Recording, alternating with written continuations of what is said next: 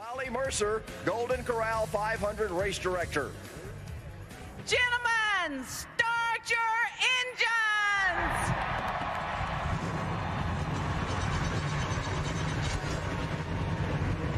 Those are the words teams and fans have waited 24 hours to hear. There's rain in the horizon, but we're ready to race here in Atlanta in the Golden Corral 500. Presented on Fox by DLP HDTV from Texas Instruments. It is chilly here in Atlanta, 53 degrees. Track temperature just about the same. They started the jet dryers at dawn to have a raceable track for the hardy fans, the 43 drivers and crews who are now ready to race in what we wish was hot Atlanta. Carl Edwards did the twofer last year. He's ready to go, as are 42 drivers who are ready to race. Bill Lester has had to wait 24 hours for his hard-earned dream to come true. The ex-road racer has been 7 years in the NASCAR Craftsman Truck Series with 6 top 10s, and today he starts his first Nextel Cup race, the first African-American driver in 20 years to race on NASCAR's senior circuit. It was 1986 when Willie T. Ribbs broke into what is now Nextel Cup. So Bill Lester will become the 6th such driver to race. That'll happen today. Jimmy Johnson chasing history. Matt Yoakum is on pit road. Mike, Jimmy Johnson has a tremendous start to the season, winning 2 of the first 3 races, the 19th different time that's happened. Now, he has a lot of work to do if he wants to beat Bill Elliott's record mark back in 1992 when he won 4 of the first 5 races. Now, this is the final race without his crew chief Chad Knaus present. Knaus will be back at Bristol. They're hoping to expand on what this team has done this year, hoping to build on that chemistry, not only with what Darian Grubb has done, but with what Knaus has learned, and he's learned as well. But one thing about this team, you know, last year you've seen the highlights so many times of how Jimmy Johnson narrowly missed the win. Well, while he and his crew were on the grid, the big Nextel vision screen behind, they showed the final couple of laps. So not that they needed to be reminded of what happened here last year, but they got one more shot at it. They hope to rebound and go to victory lane here today. He has a great car, very pleased with how it qualified and how it was in practice. To Steve Burns. Thank you, Matt. We just saw that fantastic Atlanta finish for Carl Edwards against Jimmy Johnson. You see his record here. It is spectacular. 3 starts and 2 wins. Now, his second win here in October, just to punctuate that first win, Carl Edwards led over 100 laps in October. Now, I talked to him earlier today. He said that his car was very fast in happy hour, but he's going to be conservative early on because this racetrack is green. He said the first 50 laps or so, I'm going to take it easy. The last race we won, we weren't fast until 80 laps to go. So he's using history to hope to repeat for a 3rd straight win here at the Atlanta Motor Speedway. To the editor of Speedway Illustrated magazine, Dick Bergeron. Well, in addition to the usual fun stuff we have to keep an eye on in these Nextel Cup races, got a couple extra added attractions in today's event. One of them, tires. Goodyear came here earlier, tested 2 cars 2 days, thought everything was just fine, but in the Busch race on Saturday, there were tire problems. A couple of them let go, tore the whole right side off the cars where those tires did let go. Same tires on these cars today. Add the fact that the rain washed the racetrack down. As Steve Burns mentioned, we have a green track. That's a lot tougher on tires. And there is also the weather factor. Are we going to go all 500 miles, or is the weather going to move in sooner than that? Distance of the race always plays a role in race strategy for both driver and crew chief. So we're going to have some fun today. We're glad you're with us. Mike? Thanks, Dick. Fellas, stay warm down there. The other day, Darrell Waltrip and Jeff Hammond took a ride to show you the multi-groove racetrack here at Atlanta. Here's our AutoZone Driver Zone with the Richard Petty Driving Experience car. We know how exciting Atlanta can be. So we're going to try to show you what a driver is really dealing with here in Atlanta. Now, when I go to the bottom of the racetrack like I am right now, look at all the wheels I've got to have in my car. I'm coming off the corner, and I need the whole racetrack. And I'm running out of room. I'm bound down on the bottom, and I can't get up enough momentum to make the pass. And the car on the outside beats me down into turn 1. Now, this time,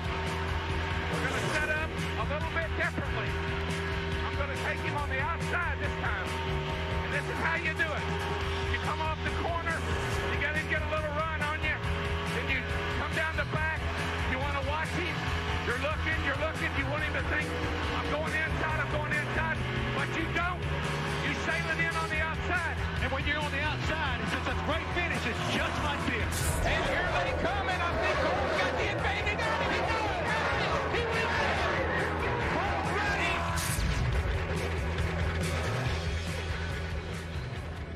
Getting ready to race here in Atlanta. Let's have a look at the starting lineup for today's event. Dodges fill the front row. Casey Kane on point, beat Ryan Newman by just a couple of Thousands. Yeah, just two. That's all it took. Hi, everybody. Mike Joy, Larry McReynolds, Darrell Waltrip with you once again as we get ready to race on a very chilly Monday. So, Darrell, you've had a day to think about it, a day to ponder it, a day to wait on it, cancel all your Monday commitments. What are you thinking? Well, the drivers are creatures of habit. They have this routine. They got these rituals they go through the night before the race. And Monday is not part of that ritual. And so you got to really work hard. The old crew chief does. All right, guys, it's Monday. It's cloudy. It's always cool. I know you got other things you like to be doing, but we got to go out and try to win us a race. You only had to wait one day. I've been having to wait 2 days because the last time these cars were on the track wasn't 1 day ago, 2 days ago in Saturday morning's practice. And the thing about it, since NASCAR put all 43 of these cars through inspection, they treated it like a miniature impound. The only thing these teams could adjust is tape on the grill and the air pressure. So trust me, a lot of anticipation on top of those pit boxes for those first few laps where the driver will go, it's okay, or it's loose. Help! Spiegel buggies. To the rear, Brent Sherman, who is in a backup car, and Brian Vickers, who lost an engine. Junebug riding along there with him. As we cycle through our NASCAR on Fox onboard cameras. Pretty happy for all that triple air Nomex today and gloves and it's comfy. Snowmobile suit might be nice. A little heat off the engine today. Feel pretty darn good. But that wouldn't be flame proof, so we won't recommend it. Big field of cars showed up here for this race. 52 cars. So we had 9 cars that did not make this show. Now, each week we're going to talk about the FedEx racetracks. And you see right there, 325 laps, 500 miles, pit road speed. Very narrow pit road, 45 miles per hour. Pit window for fuel, 55 to 60 laps. Now, tires, beware of the right rear tire. You heard Steve Burns, Dick Berger talk about the track being green, no rubber. This is what happened in the Busch race on Saturday. Kyle Busch in the 5 car. We think it was going flat. The right rear just exploded down in the middle turn 3 and 4. Pretty much all but destroyed that race car. But Ryan Newman also, he didn't have a tire going down. Boom, on the front straightaway. Look at how much damage it did to that right rear quarter panel of that car. Now, green racetrack adjustments. We talked about it. No adjustments can be made. Also, don't beat yourself in the pits. DW, it's Monday. Pull those belts tight. Boogity, boogity, boogity. Let's go racing on Monday, boys.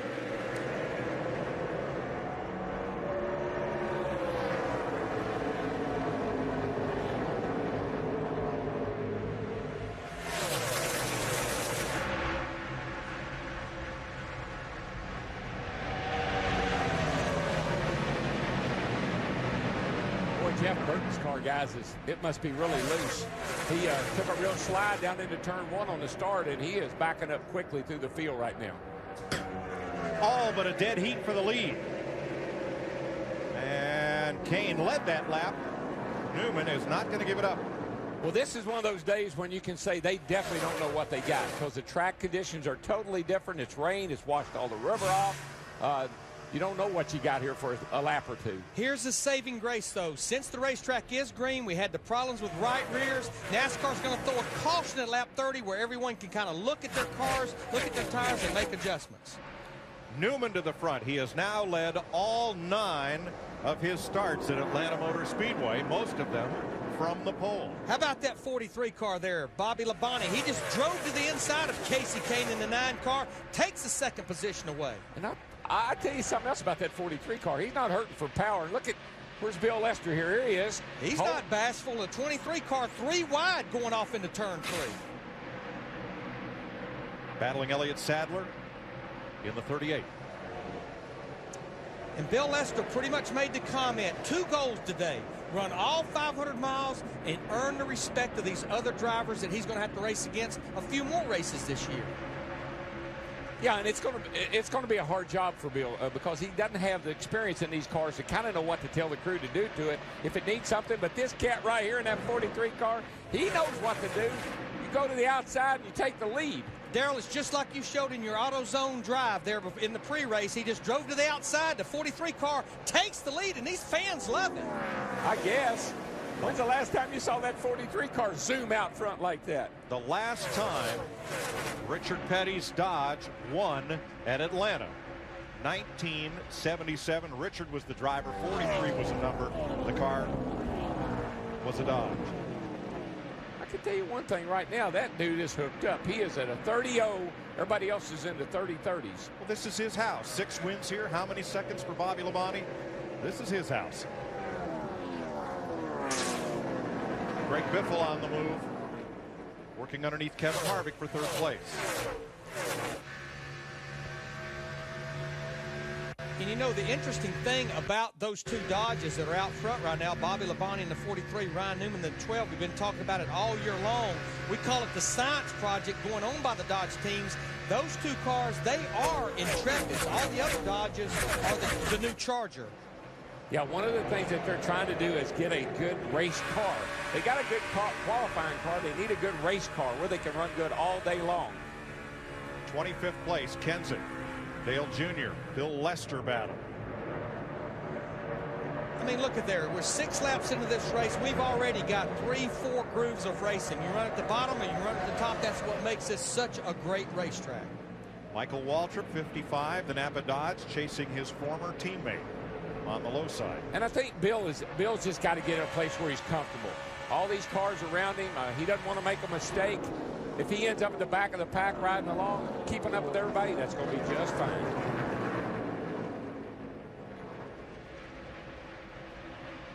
Robbie Gordon, just ahead of this group, is really sailing.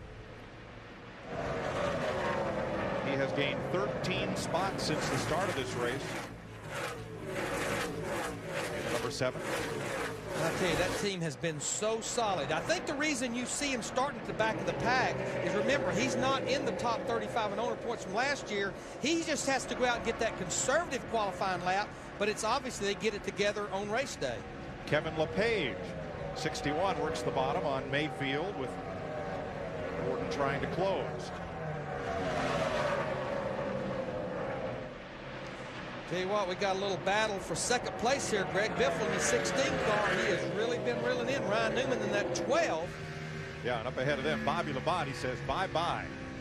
Boy, Bobby's car is working right on the bottom of the racetrack. It is shooting off the corner, which tells me he can get back wide open into the throttle.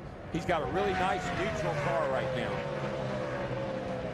Tell you what, right behind these guys, Casey Kane in the 9, he just went by him about 2 laps ago, but Kevin Harvick in the 29 car, I think he's looking for that caution at lap 30 because he just lost 3 more positions. Now, you know, always being the optimist that I am, if my car was this good under the conditions we're on right now, I'd be a little bit worried because the track is going to go through some pretty drastic changes. So Bobby's got to be thinking about what he wants to do to that car to keep up with this racetrack.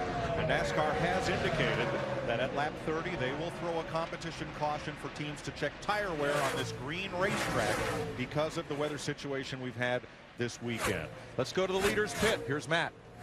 And Mike Todd Parrott keeping Bobby Labonte abreast of where the competition's running on the racetrack via their spotter. They feel like that Bobby is getting beat a little bit as you see Ryan Newman and Casey Kane move up higher off turn 2. They feel like that's the only place right now that they're giving a little bit away to the competition.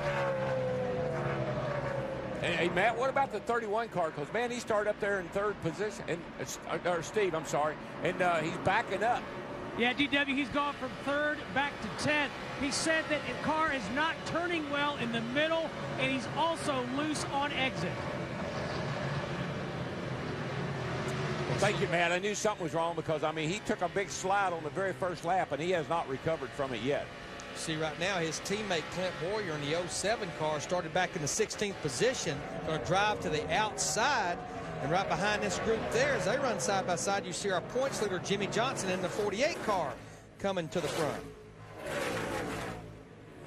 Not to mention the man that won everything here last year except the truck race. The only reason he didn't win it last year, didn't compete in it, Carl Edwards in the 99.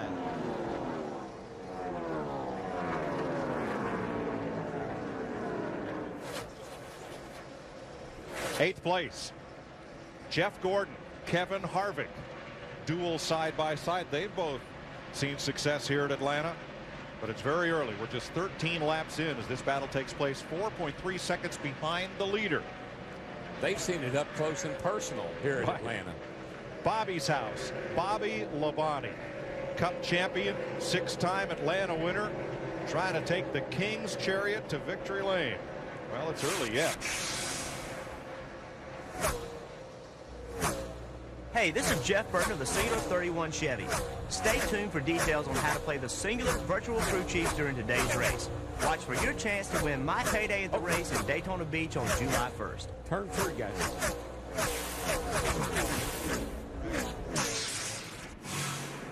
Ryan Newman.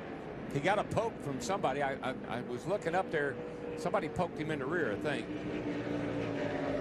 And he was definitely starting to go backwards with that 12 car.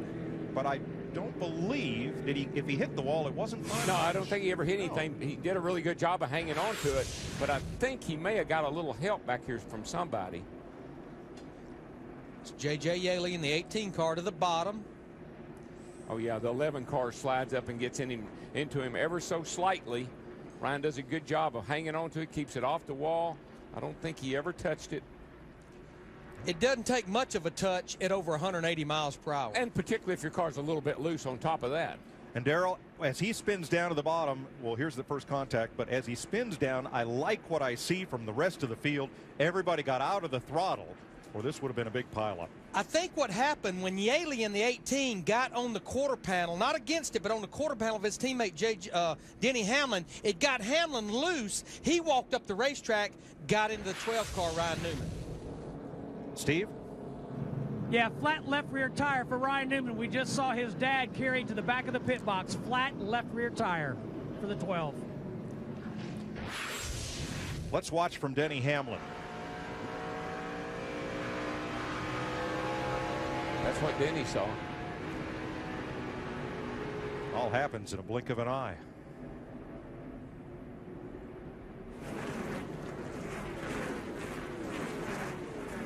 Of course, I got a feeling he's got more than just a flat left rear after that slide there. See all 4 tires are pretty much flat. I tell you what, ever since Ryan Newman finished third in the Daytona 500, it has been a rough road for this 12 team. He's in 43rd position, running there behind Hermie Sadler as the pits will open to all comers. Matt? Mike, Doug Richard reminded their spotter Joel Edmonds to keep an eye when Biffle gets ready to exit, because we saw Saturday's Busch race, a lot of issues on pit road. The Biff slides to a stop. Look for a wedge adjustment. The car a little tight on exit, but other than that, not too bad. To Steve Burns. Well, Matty, Bobby Labonte told crew chief Todd Parrott that his car was a little bit tight in the center of the corners and a little bit loose on exit, giving up grip. Let's go to Nick Berggren. And Casey Kane is in the pits. They are going to try to tighten the car up. The wedge wrench in both sides of the rear of that race car. He says he thinks the right rear has gone away a bit on him. Kane all done with his pit stop, and he's quick on it. Look at this log jam trying to exit the pits. Denny Hamlin came down pit road in the grass. But just remember, we talked about a very narrow pit road is not start beating and banging, because we had 42 of our 43 cars on pit road right there. And you can see right there, Casey Kane in the 9, as well as Greg Biffle in the 16. That is the time on pit road, including the pit stop right there, 39.11, 39.72. Because you had all the cars in a single file, you had cars coming on the pit road as other cars are trying to leave their pit box. I like that pit selection, though. All they have to do is move just a little bit, and they win the battle off pit road. The Golden Corral 500 on Fox is presented by DLP HD-TV. DLP picture technology from Texas Instruments. And sponsored by the all-new 2006 Ford Fusion. Put your life in drive. By Radio Shack. And by Allstate, official partner of NASCAR. We have just restarted, and let's show you how the number 2 of Kurt Busch got a great jump on the restart and moves to the outside of Bobby Labonte for third. And what he did there was perfectly legal. The green flag was displayed. He moved to the outside, which you can do. But, buddy, the guy that got another good restart was Greg Biffle in that 16 car. Just drove right by Casey Kane. And look at the lead he has just 2 laps after the restart. But Kurt Busch in that little light Dodge is coming. Now he's got Bobby Labonte on his flank. Labonte trying to get back to the lead. I tell you one thing, that 43 has got some steam up on the hood today, baby. He didn't really get a great restart, but it didn't take him long to recover because now he's back up in the second place here just 3 to 4 laps after that restart. Things liking this cool air.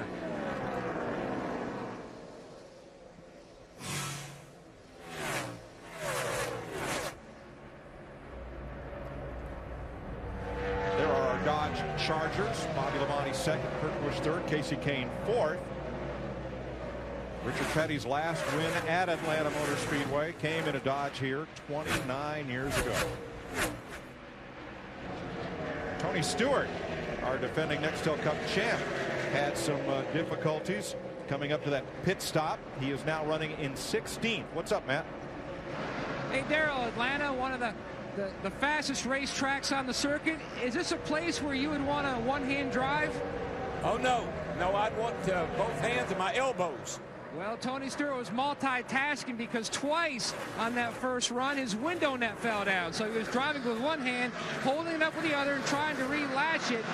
He also had an issue on pit road, blocked in just for a few seconds due to the 40 coming in as Stewart tried to exit. The car was a little tight, but they fixed the window net, and he's just outside that top 15. Yeah, I was going to say, they've recovered nicely because he's up there just about, we're no longer battling Jeff Gordon in the 24. He's up to the 14th position. That could have been disastrous. I mean, you had to come in to make a green flag stop to put the window net back in. That could have ruined your day right there. Good job, Tony. Yeah, if it had stayed down, he would have been black flagged.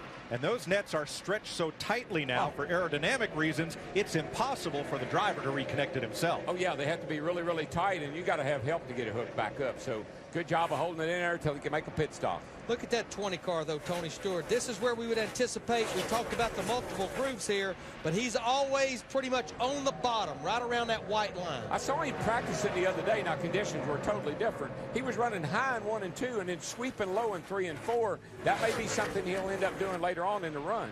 Tell you what, that 17 car, Matt Kenseth, he's made a nice run here, starting back in the 27th position. He's working on Jeff Gordon in the 24, trying to get to the top 15. But regardless of where he qualified on Friday night, we anticipated he'd be right up there. Second place, Kurt Busch back to the inside of Bobby Labonte. There's that multi-groove, one low, one high. If you can get back to the gas like Kurt Busch did right there and hold it wide open off the corner, and the guy on the outside will give you a little bit of room, you can make that pass. But that guy on the outside can hold you up for a long time. And Darrell, I can't help but think, and this is a Dodge Charger that Kurt Busch and Roy McCauley has brought here with the 2 car. The first time they've run the Charger this year, with the exception of Daytona. Remember, they talked about Kurt Busch doing the tire test here in January. I've got to believe track conditions are more like it was when they did that tire test. Robbie Gordon had a good pit stop. He is 18th, just ahead of Joe Nemechek, and trying still to move toward the front. He came out of the pits 22nd to pass Nemechek 1 lap ago. I think Robbie Gordon's a perfect example of you don't just start a team from scratch and get up there and compete with the big boys overnight. It takes time. You have to build equipment. You have to get an engine program. You got to get people in place. That's a huge task. He's a great, I think Robbie is a great organizer, and he's put together a good team now. And what's good, his sponsors were patient. They were willing to pay the price in year 1, like the Harris sponsorship, to stay with him knowing that there was light at the end of the tunnel. He's such an enthusiastic guy. You got to kind of hang with him, you know. We haven't had anybody that can drive a car as sideways as Robbie Gordon since Tim Richmond. Best car control of anybody out there. Carl Edwards, last year's winner, on the march, chasing J.J. Yaley. Now, we talked about all of Bobby Labonte's success here.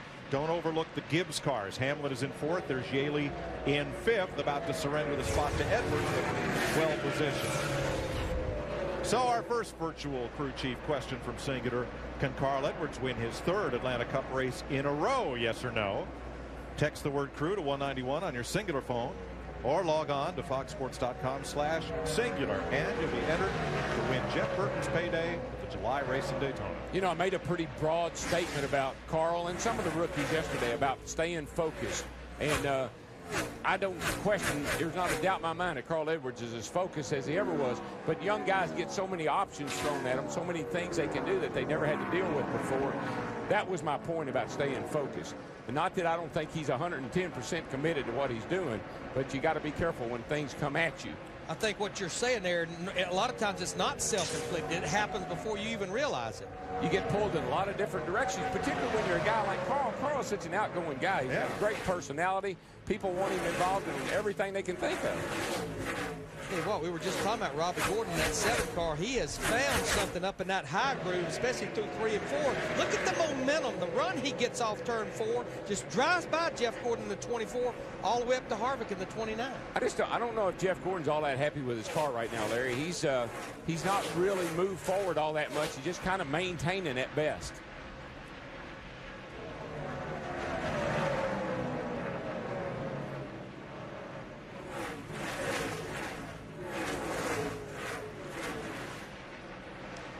What, Elliott Sadler in that 38 car right there, the combos car, he's starting back in the 28th position. He's been making a march to the front to some degree.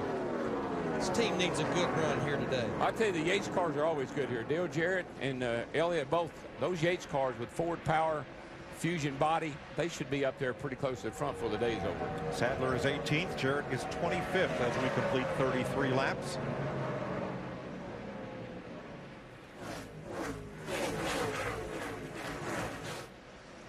Greg Biffle in the Subway National Guard Ford with a 1-second lead over Kurt Busch. Bonnie Hamlin and Carl Edwards in 5th, trying to win his 3rd Atlanta race in a row. There's our DLP race summary after 39 laps in Atlanta. Leaders, Greg Biffle, Bobby Labonte, Casey Kane, and Ryan Newman. 1 caution flag, that was for Newman's spin for 4 laps. Otherwise, we've been green on a chilly, overcast day south of Atlanta, Georgia, where Greg Biffle, Matt, has opened up a lead now of 2 seconds on Kurt Busch. Mike, he still says now that the car is a little bit on the free side out front with that clean air. He was tight earlier. Now Biffle, one of those drivers in Saturday's Busch race that experienced issues with his right rear tire going down to the cords. Now we are about 10 laps away from the competition yellow, but he is asking his spotter Joel Edmonds where the 99 his teammate Carl Edwards is running, but also telling him that he is really searching, trying different entries and exits as the 5 car is slowed up in the corner. Mike? That'll bring out a caution, Matt, for the 2nd time today. Comes out at lap 42. Kyle Busch, way up top, could not get down to pit road, stops on track, draws the caution. Yeah, he makes it to pit road. Now, you know, he was not inside the commit cone. The penalty will be tailing the longest line. But, Darrell, if he's got a problem, that probably was a smart move. Left front's down, and it's got all the letters rubbed off of it. I don't know if he made contact or if that's just from it going down. Here we see that a lot on short tracks, stopping on track to draw the caution, and usually with it a penalty. But boy, at a 200-mile-an-hour racetrack, yikes. I got to believe he might have made contact with someone, because if you look at his left front tire, you'll see that all the lettering has been rubbed off of it, which tells me he may have scrubbed into something. Tell you what, that caution was good news for Bill Lester in the 23 car. He was just about to go a lap down to Greg Biffle in the 16. And it was better news for Ryan Newman, because Newman gets the free pass. He brought out the first caution flag at lap 12, and he is now back on the lead lap. Yeah, watch Newman, Mike. He's on that restart, he could not go anywhere. The car was just not to his liking at all. And of course he got lapped, so still got some work to do there. Now NASCAR had planned a competition yellow for teams to check tire wear on this green racetrack. Since we've had 2 cautions already in the top 50 laps, they have lifted that. There will be no competition yellow, and we'll race green as long as we can. Well, that tells me they looked at those tires that came off after that first stop, and they saw no real issues, so they feel comfortable now to go ahead. Now, pit road is still closed right now, but we certainly anticipate, a lot like when we had our caution back on lap 15, that we'll probably see all cars on the lead lap to pit road for 4 tires and adjustments. Don't forget, Kyle Busch blew a right rear here in the Busch race on Saturday. Today he's got a left front issue, so he's working away all the way around the car. Yeah, a little too much traffic to get down to the pit lane. Yeah, and it's a shame because, you know, he can't cut down in front of traffic. No. So he's going to pull up here. And I don't think he really intended to bring out the caution as much as he just didn't want to get run over. Now, he has gone a lap down, according to scoring. Hermie Sadler is 3 laps down. Otherwise, everyone's on the lead lap. Let's have a look at our singular virtual crew chief question and see how you voted. Can Carl Edwards defy the odds and make it 3 in a row today? Survey says probably not. I disagree.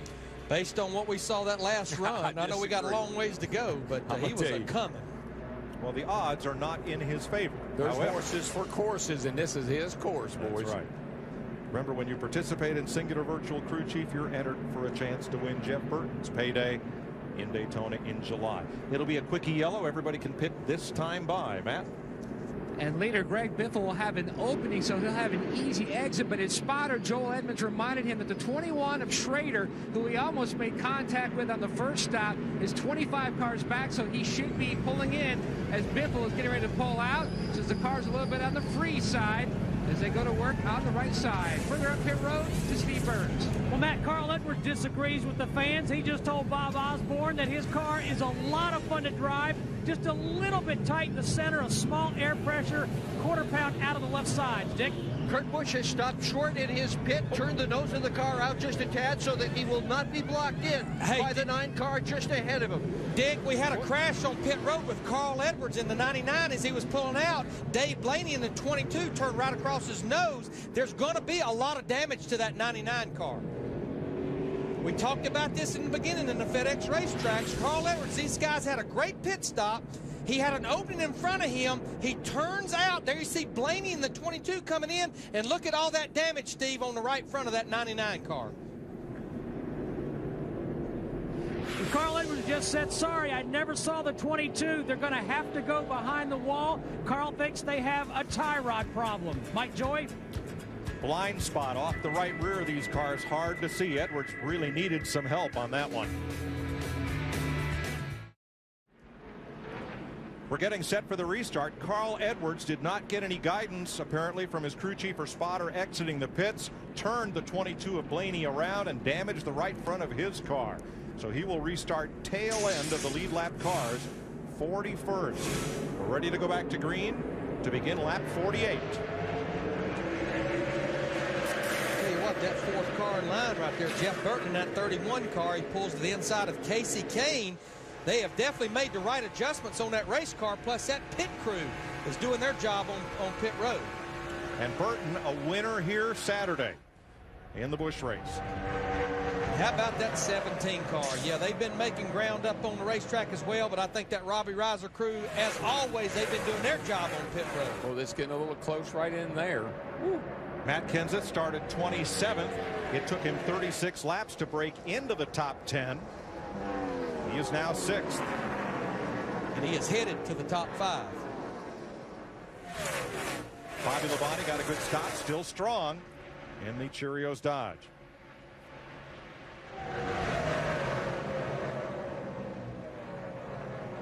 Now, Greg Biffle lost the lead because of a little misstep on pit road. Matt? A couple of issues for the 16 team, Mike. First off, issues on the right rear. A lug fell off. The tire changer had to put that back on. Also, a little bit of concern for the Biff because he said he ran over some debris. He heard it hit underneath the car, so he is a little concerned about that, trying to work his way back to the front, working on the inside of the 43 of Labonte. Tell you, Larry, we see every week we see this same thing. The guy that gets out front is able to just stretch it out. It doesn't seem to matter who it is. When he gets out front in that clean air, these cars really run much faster. Yeah, I mean, Kurt Busch, the two leading this thing, he just ran his fastest lap of the race 1 lap ago at a 29.56 around this mile-and-a-half racetrack. Yeah, and that means one thing, Larry. The tracks come in now. I think they put down a little rubber, and speeds are really picking up. That's close to qualifying speed. Getting right down there, bud. That would have made the race. So Greg Biffle trying to overcome the problems on pit road, up to 4th place ahead of Casey Kane. And Carl Edwards has picked up 5 positions. They put a patch on the right front there, but it didn't stay very long. In fact, it didn't make it down pit road. And what happened, I mean, the crew was coming. I mean, the cars were coming about to put him a lap down on pit road, so they didn't have a lot of time, Steve. No, they didn't, Larry Mack, and the team is concerned. You see in the upper left-hand corner of your screen, they are considering putting a replacement nose on or a replacement front part of the bumper. That adhesive team's called Bear Bond. It did fly off. Now, before the restart, Carl Edwards apologized. His spotter on top of the racetrack, Bobby Hudson, apologized, but Carl said, guys, we can still win this race. Let's stay in it. DW? Yeah, Burns, did he say anything about how it's driving? I mean, he was talking about a tie rod. Did he say anything about how it's driving? Yes, he did. DW, so far, he said the car is tracking fine. They're concerned about that nose, but it is driving fine. They're not that right front tire and the suspension okay so far. Yeah, I think he's in trouble right now. He's back there running 31.50s, and our leader, Kurt Busch, is running 30.40s and 50s, so he's about a second a lap off. Bill Lester living his dream, starting his first Nextel Cup race today, running behind Carl Edwards. But you know, 40th. Mike and Matt, I think Bill Lester's doing what he needs to do right here. He just needs to run 500 miles today, gain the respect of the other drivers, like he said, and learn what it's like to ride a 500-mile race. Wouldn't you say so, Matt? Larry Mack, you're exactly right. Now, Bill put a big check mark next to that dream of qualifying for a Nextel Cup race. Now, like you mentioned, he wants to finish it. The car just really loose everywhere. On the first stop, a number of adjustments. Then on the last stop, more significant adjustments with wedge and air pressure because the car is just way too loose everywhere. Bobby Labonte backing up a bit here as Jimmy Johnson goes by. This moves Labonte back to 10th place. You want to see what sucked around feels like or looks like? Watch this. Ooh, whoa, baby, because you're running down into turn 1 there. You're kind of arcing it out anyway. And so when you're arcing out like that and you got somebody on the outside, it will suck you around. And, uh-oh, the 43 car. Bobby Labonte. I don't see any tire issues. Had such high hopes for today. Started up front. This is something more serious than a tire. Started 4th. Kept looking at that left rear, but I think the tires look up. If it's going down, it's not flat yet. That's for sure. Doesn't seem to be. I'm not sure what's going on here. We'll have to wait and see. Still under power, looks to me like.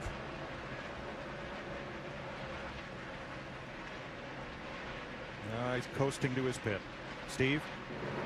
And Mike, one of the guys in the pits just looked over and gave me the sign with crossed hands, which means the motor's broke. I know one thing. It was running. Yes, Golly gee, had some ponies on the hood today.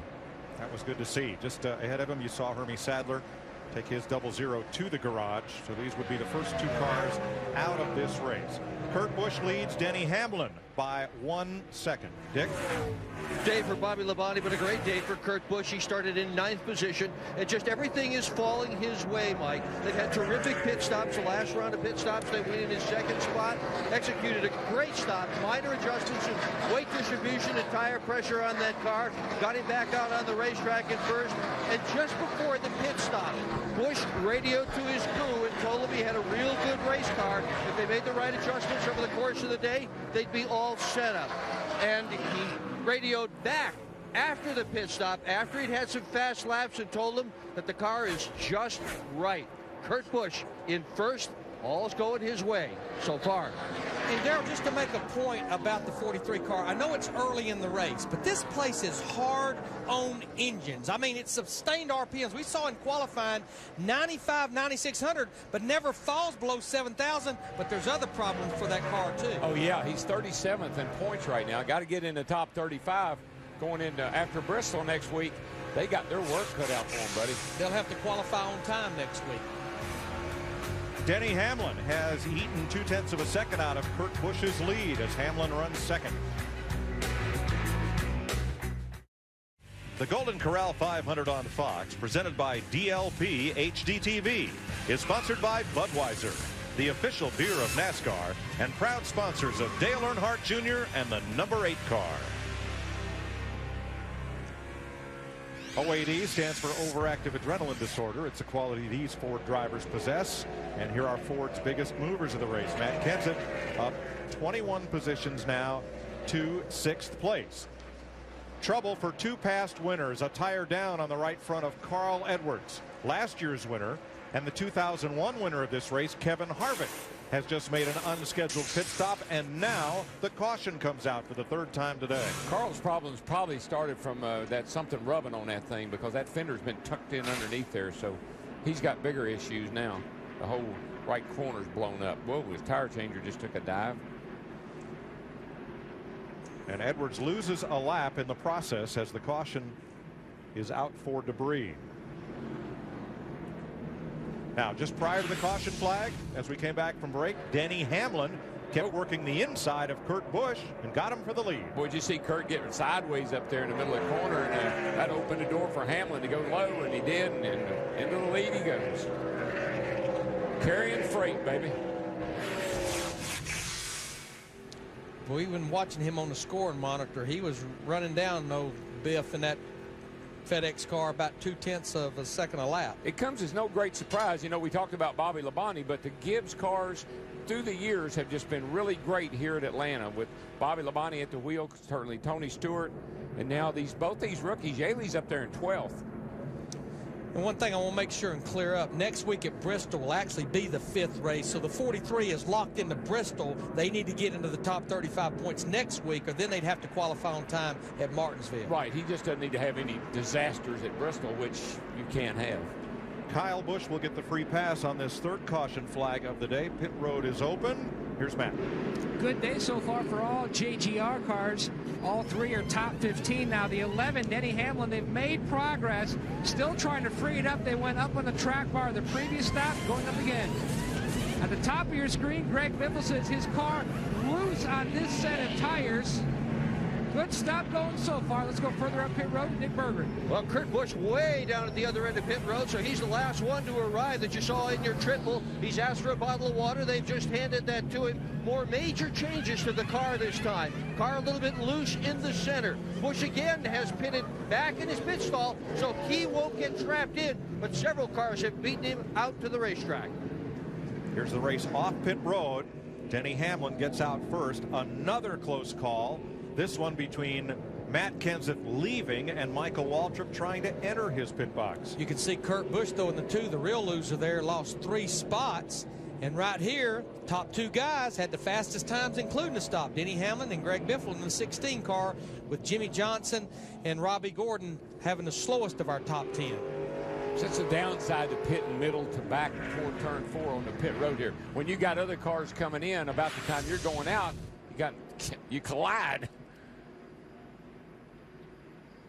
You see Michael Waltrip swerve to the right to avoid an exiting Matt Kenseth. Good work on Michael's part to avoid the collision. Whoa. Close call. Steve? Mike, with the dejected Bobby Labonte, it was an abrupt end to what looked like a promising day, Bobby.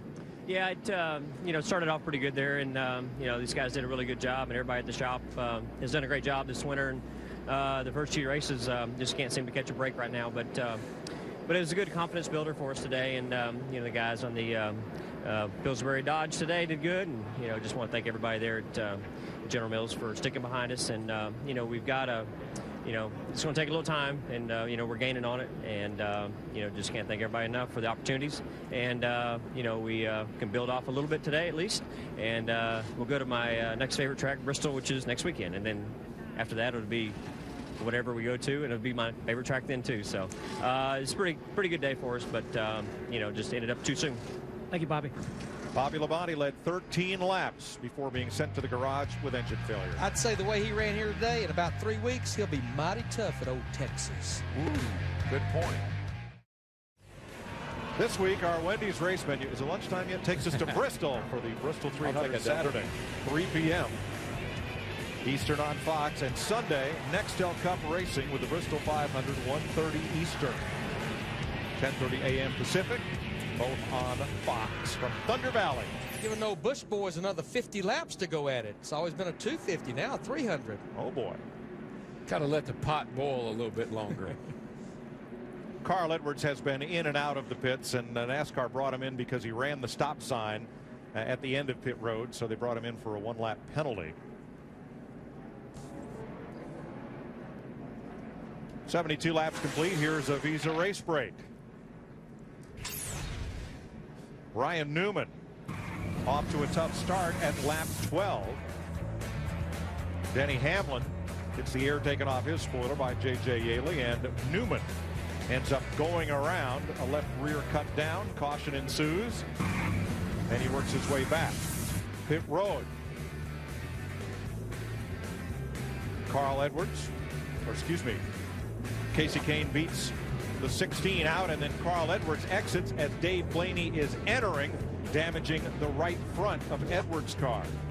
Greg Biffle has trouble on pit road. You see that lug nut spit out from the right rear. Had to go back, get another one, and he lost a bunch of spots on pit road. Michael Waltrip coming in has to swerve as Matt Kenseth is coming out on this very tight pit road. Bobby Labonte led 13 laps early, but his day was over early. Engine failure put the Petty Dodge behind the wall. Edwards, a cut right rear, perhaps a consequence of getting into Blaney on pit road, right front that is. They've come in and made further repairs. This has been a Visa race break. No matter what it takes, life takes Visa. We're going to restart to begin lap 74. That's Kevin Harvick trying to get back on the lead lap on the inside. He made an unscheduled pit stop earlier and has a vibration in his Goodrich 29. And not a good vibration either. Sounds pretty serious. Or at least it was. Brian Newman got the free pass on the second caution, and he has rebounded. Trying to find his way back to the front. You know, Saturday in the Busch race, he started up on the outside front row, and he fell back through the field immediately. They came in and worked on the car a number of times, and he was charging to the front before he blew that right rear tire here on the front straightaway. So maybe he'll have some of that same luck today. Not blowing out the tire, but coming back to the field. Newman is 25th. Battle up front. Hamlin trying to take it to Biffle on the inside. Just like he did before that last caution. And there you see Kurt Busch in the 2 car right up in the mix of things. Whoa. Boy, that 16 car, he drove it in so hard it wouldn't stick, and it went to the top. Yeah, we have different lines. I'm not sure that's where he wanted to be that time. He didn't prefer that line. It just went there. And about the 31 of Jeff Burton, who started up front, backslid pretty deep in the top 20. Now he's right back there in 4th place. Saturday's winner in the Busch race. I think some of the guys, you know, the veterans of the, you know, they are always kind of cautious on a green racetrack. May have been by design. Steve? Well, Mike, remember early in the event, Jeff Burton backed up, as you said. He said he couldn't get the car to turn. They have fixed that problem. He said the car is turning so well in the middle now, I'm going to move up the racetrack late in the run to save the tires, but I like where I am right now. It's really turning. You see him right down along that white line. Matt Yoakum has news on Greg Biffle. And Biffle in the 16 car working on the back of the 2 of Busch goes to the inside now. Biffle just came on the radio and said if the 11 wants to go, he can go. I'm not going to use up my tires. Mike Ford told Denny Hamlin that they felt like that the 16 of Biffle was better over the first 10 to 12 laps, and then their lap times were pretty consistent with the 16. Lurking in 5th place, Mark Martin has worked his way up into the top 5 in that number 6 AAA Fusion. And there's a perfect example of what I was talking about. Kind of check out the track, be sure that there's no issues on the start here, and then work your way to the front. I'm going to tell you what, I've been watching this yellow and purple car here, Robbie Gordon, number 7. He is picking them up and laying them down. Remember, he started back in the 36th position, and now he has moved all the way up here battling Casey Kane for the 7th spot. What's that song? One-eyed, one-horn, flying purple people eater with the purple hat band? Cheb Woolley. Yeah. Dick Bergman. Gordon's car is still a little bit tight, Mike. He has complained all day long about the car being tight. Crew's done their best to try to adjust it to get some more speed out of it, but it's still pushing just a little more than he'd like. Gordon has been on the radio the whole day asking where fast people are running. High, low, in the middle, and he has tried just about every place. Biffle to the outside on Denny Hamlin. Wants the lead back. These guys just keep going at it. 79 laps in this race, and Biffle just drove it down in there that time, and it stuck. He's going to pull away from Denny Hamlin in the 11 car.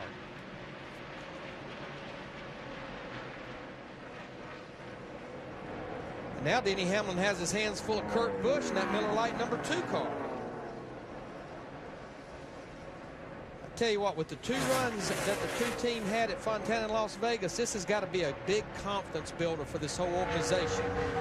Going with the Dodge Intrepid at Fontana and Las Vegas, bringing the Charger here, been in the top 5 the whole time. There goes Robbie Gordon in the 7. Whoa, drives by Casey Kane, but Kane's coming back on the high side. Oh, Robbie got in so hard, Larry, that the car took off with him. He had to get out of it. I don't think there's any doubt Robbie's giving 100% right now. Oh no, he'll drive her down in there. Just in front of them, the point leader and winner out of 2 of the first 3 races this year, the 48 of Jimmy Johnson. Matt? Lurking back in 6th. Now, he's been fighting a tight condition most of the race. A snappy loose issue on the last run, and air pressure and track bar adjustment. But what a run they've had, not only the start this year, but the last couple years. They have been first in the championship standings, 31 out of the last 61 races.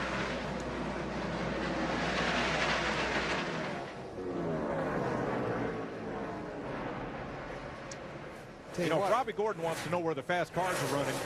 Where is he running? Yeah, I mean, because he's definitely right one of the faster cars. You know, right behind this group right here, we talked about him earlier, had the window net issue there early in the race. Tony Stewart in that orange number 20 car started back in 21st. He just cracked the top 10 up to 10th.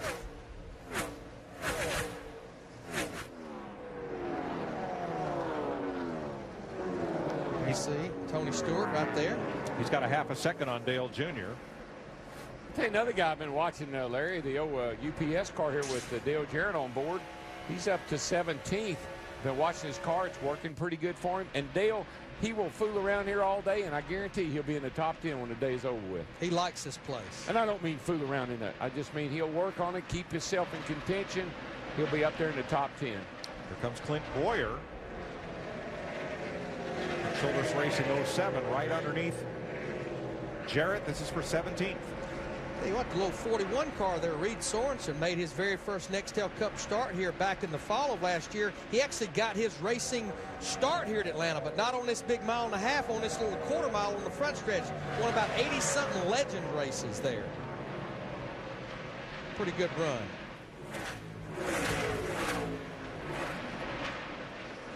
It's a good day for the rookies so far. There's Clint Boyer, who leads the rookie points over teammates Hamlin and Yaley. Truex, the Busch champ. It's a good day, and I believe it's going to be a really good year for all the rookies. And you know what's neat about those 7 guys? Something that they needed to do those first 3 races of this year, this being race number 4, all of them have been running at the end of the first 3 races. No DNS for those guys.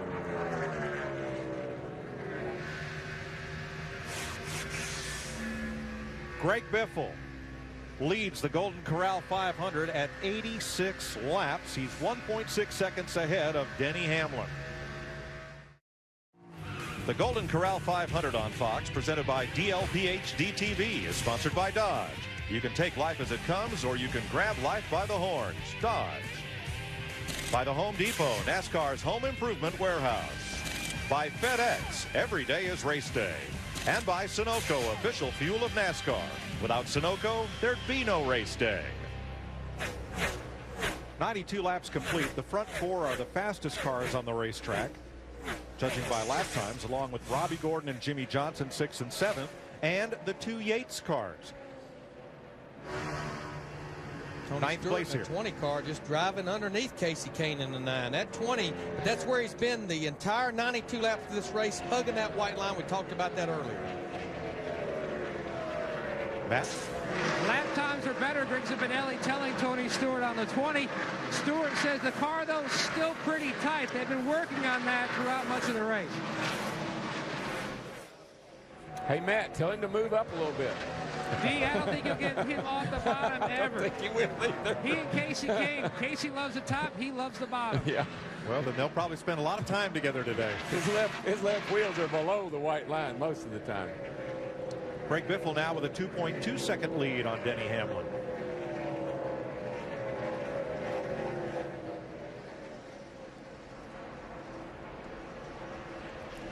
There's the separation. Pretty equally spaced out there. But I'm going to tell you what, there is a car right in the middle of those top three. He probably has one of the faster cars right now. Kevin Harvick in the 29 just in front of Kurt Busch in the 2. Remember, he had to come to pit road back on lap 65 just about one lap before that last caution. Right now, he just wants to sit right here and ride because he would actually be the only car eligible for the free pass. If the caution comes out, he would be back on the lead lap. And we've probably got another dozen or so laps before Greg Biffle starts lapping cars at the back of the pack, which would take Harvick out of that spot. Harvick don't want to see that. He'd like to see a caution here pretty quickly. Robbie Gordon in front of Jeff Burton, 5th place.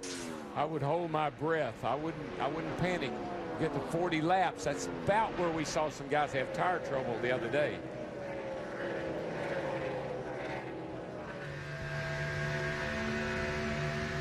Now watch this guy drive. Tell you what, it's interesting to me. You know, I like to watch the guys with their hands on the wheel, but he slides his right hand. He kind of lets it slide. Look where it is. It's way down here.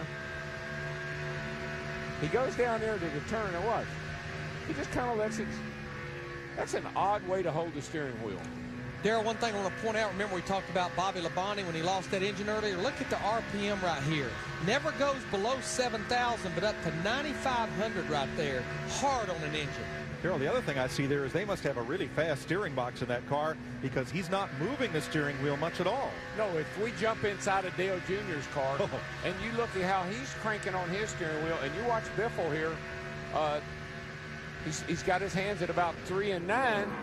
Now watch Junior. Look where he is, way over there. I mean, he's cranking on his. So it's just interesting to me, and a lot of that has to do with this steering box, like you said, the race show they run. Also, a lot of it has to do with how well your car's handling.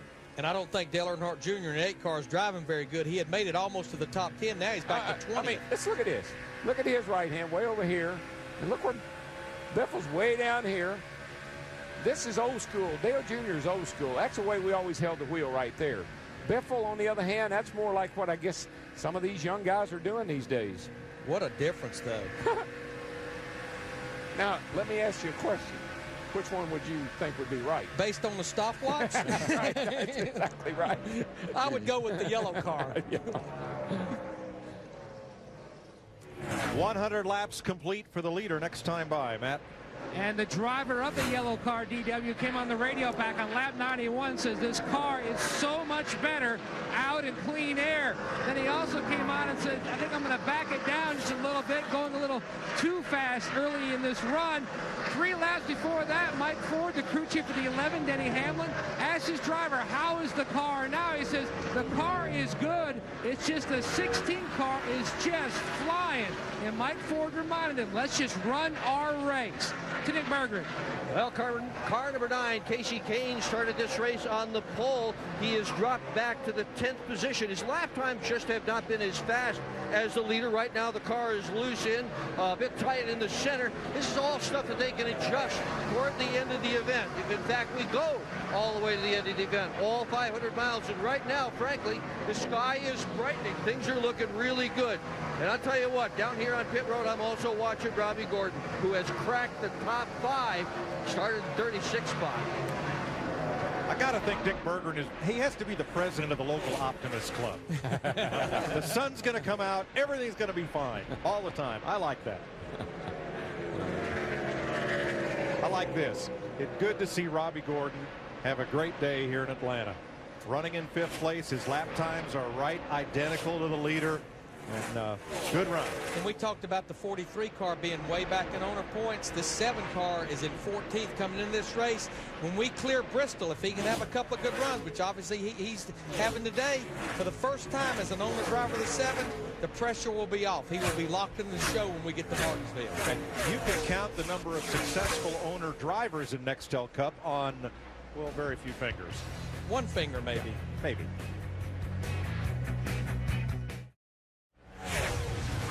.108 laps complete. Greg Biffle still leads. Denny Hamlin second. The first Dodge is Kurt Busch in third. Our next virtual crew chief question from Singular. Can Dodge win its first Cup race in Atlanta since 1977? Text the word crew to 191 on your Singular wireless phone or log on to foxsports.com/Singular. Slow car on the backstretch. The Amp Energy drink for 61 for Kevin LePage. And it looks like he's out of power. Going to coast in. It's not out of energy. It's just out of power. You know, guys, he got a right front tire flat, fellas. I was going to say, this is the furthest we've been under green. We got Jeff Burton in the 31. Robbie Gordon's actually starting to go backwards a little bit. Matt Kenseth in the 17 went by him a few laps ago. Now Burton goes by him here. This is for 6th position. Larry, I bet when you start pulling these tires off on this next round of pit stops, you're going to see some tires that needed replaced. Which will probably come in about the next 15 to 20 laps if we indeed stay green. The problem Saturday were with the shoulder of the tire, the area that's the junction between the tread, the surface of the tire, and the sidewall.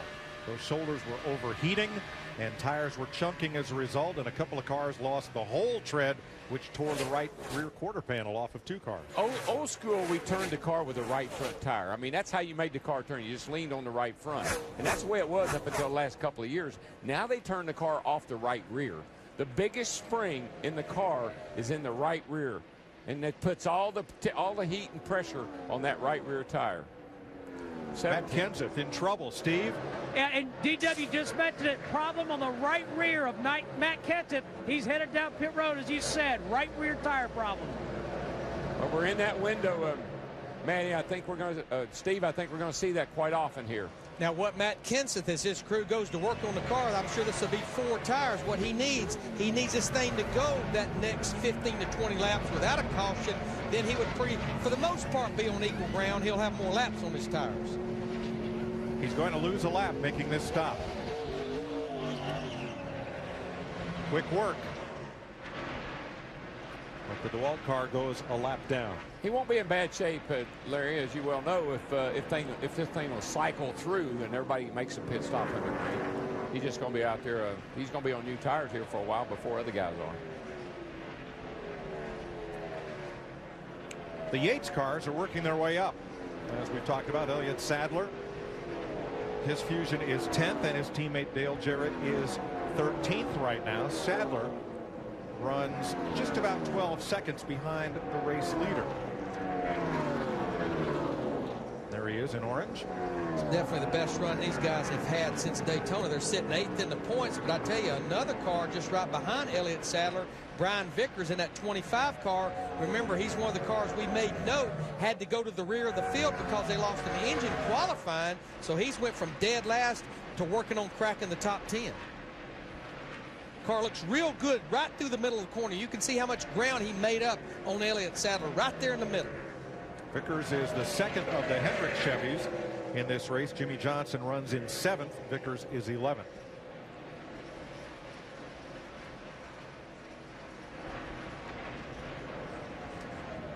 Like Dale Jarrett back there, we talked about him in that UPS car. His car looked awfully good in the middle of the corner. He pulled right up on the back of J.J. Yeley in the 18. That 20 car, he looks really good, Larry. He just went around Jeff Burton, and he's got that thing on a rail right now.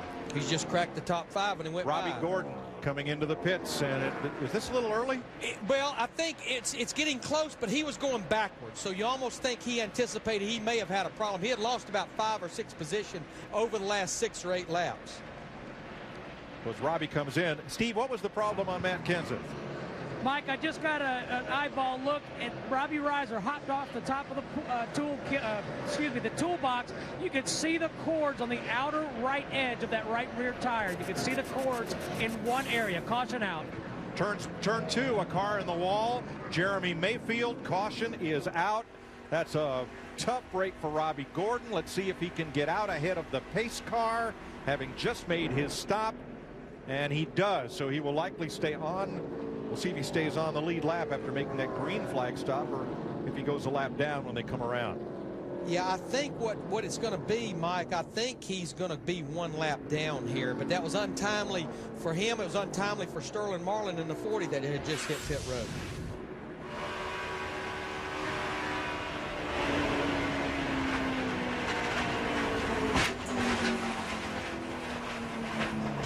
Jeremy Mayfield. Car. And that was actually David Strimmy that was on pit road at the same time Robbie Gordon was.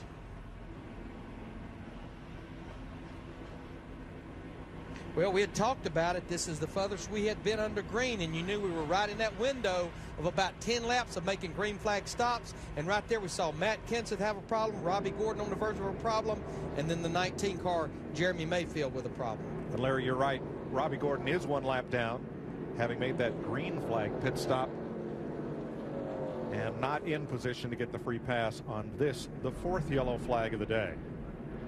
Michael Waltrip is Mr. Lucky. He will move back up onto the lead lap. And what happened to Kevin Harvick is exactly what you talked about, is the leader was starting to lap cars. Kevin Harvick probably had the second best car out there, but because Biffle was lapping those cars, then he just did not get the free pass right there. He needs a quick caution to be able to capitalize on it. Here they come to pit road, Matt. And Denny Hamlin running in the second spot in the 11 car. A little bit different than his teammate Tony Stewart, who is tight. Hamlin, he's free on throttle. Look for another possible chassis adjustment for the 11 car. As the 16 of Greg Biffle slides to a stop, goes over the line. The team had to stop, push Biffle back before they continue on with their service, and their right front is all the way down to the cords on Biffle's car, Steve. And Matt, Jeff Burton very concerned about his right rear tire. He under caution, he said, we have a problem. This is a lucky break for them. They have no rear grip. Dick. Well, Kurt Busch has parked his car absolutely perfect yet again. Says he's got a little bit of extra temperature. Car overheating. There's a piece of trash on the grill. They got the piece of trash off. Nice stop. He's going to go out in 3rd. Tell you who had a nice stop. Tony Stewart, that Greg Zipadelli crew, gained 4 spots there. He's going to leave pit road with the lead in this 20 car, 4 spots. His little teammate was very kind to him. The 11 car, he had him beaten, and then he kind of let Tony go. Well, Hamlin got a little aggressive coming out of his pit, really speeded up alongside Tony, and then realized that with the radar guns running, that might not be quite such a good idea. Yeah. But you heard Matt Yoakum talk about Greg Biffle in that 16 car on this last pit stop, and this is what happened. You can see him coming in. He has an opening in front of him. He slides, and you can see right there he's in front of that line. You can see the NASCAR official backing him up, which is perfectly legal right there. You know why? His tires are worn out. He's got no grip. No grip.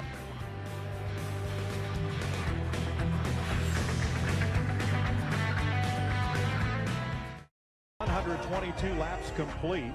33 cars on the lead lap, and some fast cars going to restart alongside them one lap down, including Harvick, Kenseth, and Casey Mears. If you're coming to a Nextel Cup race, Nextel Fan View is the neatest must-have accessory. These are available for rent at the tracks. You can see video, choose what driver you want onboard video of. You see positions there and laps completed, and you can scroll through interesting information, such as the point standings as of now. It's all part of Nextel Fan View. To learn more, go to foxsports.com/Nextel Fan View.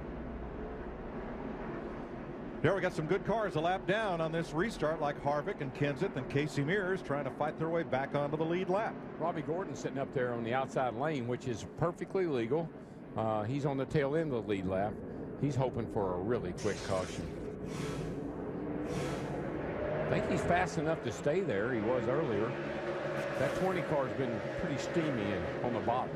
Tell you what, Kenseth in the 17 dives to the inside. What he's trying to do is get up there and be the first car lap down where he can get the free pass. Right now, his race is pretty much with the 29 of Harvick. Contact off of 2 over Kurt there. Busch in the 2 gets shoved all the way up into the wall. There was nowhere else for him to go. He got damage on the left front and the wall. I got a feeling that hurt that car.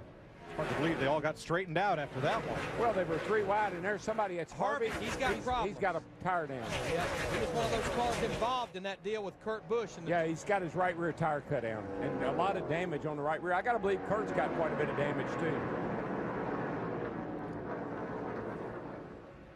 They just come off 3 wide over there, and there's just not enough room. Here they are. Harvick in the middle. That's Stremme, the 40 on the bottom. Stremme gets into Harvick. Yeah, that's hard contact for the 2 car and the 29. Well, tell you what, Greg Biffle in the 16, he was almost sucked right up in that.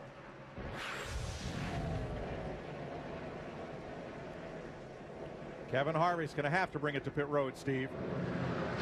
Yeah, I'm listening to Kevin Harvick right now, and he's upset with the spotter on the 40 car of David Stremme. They do have a flat right rear tire on the 29.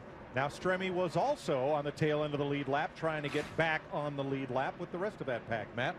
And the 16 of Biffle, he says he skidded his tires. He's not sure how long his tires will last now, Mike. One of the best cars so far in the race, maybe coming to pit road earlier than planned.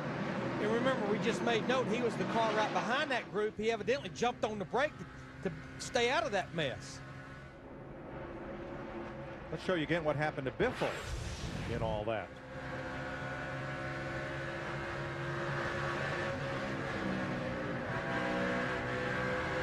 You can hear how much he jumped off the throttle and probably put some brake on as well. Yeah, I can't imagine he hurt his tires very much. But now the 2 car, he's got quite a bit of damage as well, particularly to the right front. He hit that wall hard over there off of turn 2. What are they saying, Dick? Well, basically what you just said, Darrell, that they're very concerned about the amount of damage that they've got on the right front corner of that automobile. It is pretty significant. Yeah, I can see it up here, Dick, and the right front fender's pushed in, and he's got left front damage fender too. damage. And he's backing up into a big wad of traffic. He's trying to get high out of the way.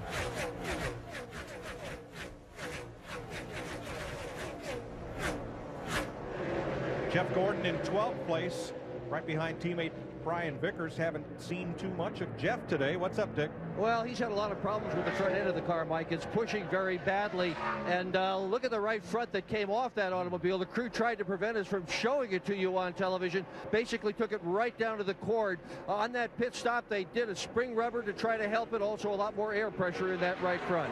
And Darrell, we've been talking about it. You carry so much speed at this racetrack, and you're in the corners for so long. I mean, the right side tires never get relief here. Yeah, I just hate we have these tire issues all the time. It's just it's something that you really wish you didn't have to deal with. Goodyear put out a press release yesterday saying they had brought a harder rubber compound in the tread of the tire here to Atlanta this time. Now, a harder tire won't be quite as grippy, so it may be these tires are sliding more than the tires that we used here last year, and could that be leading to some of these problems? And it was always funny. Every time they toughen the tire up a little bit, make it a little harder, we would end up with more tire wear than we would with a tire that was a little on the soft side, something we could wear out and take care of.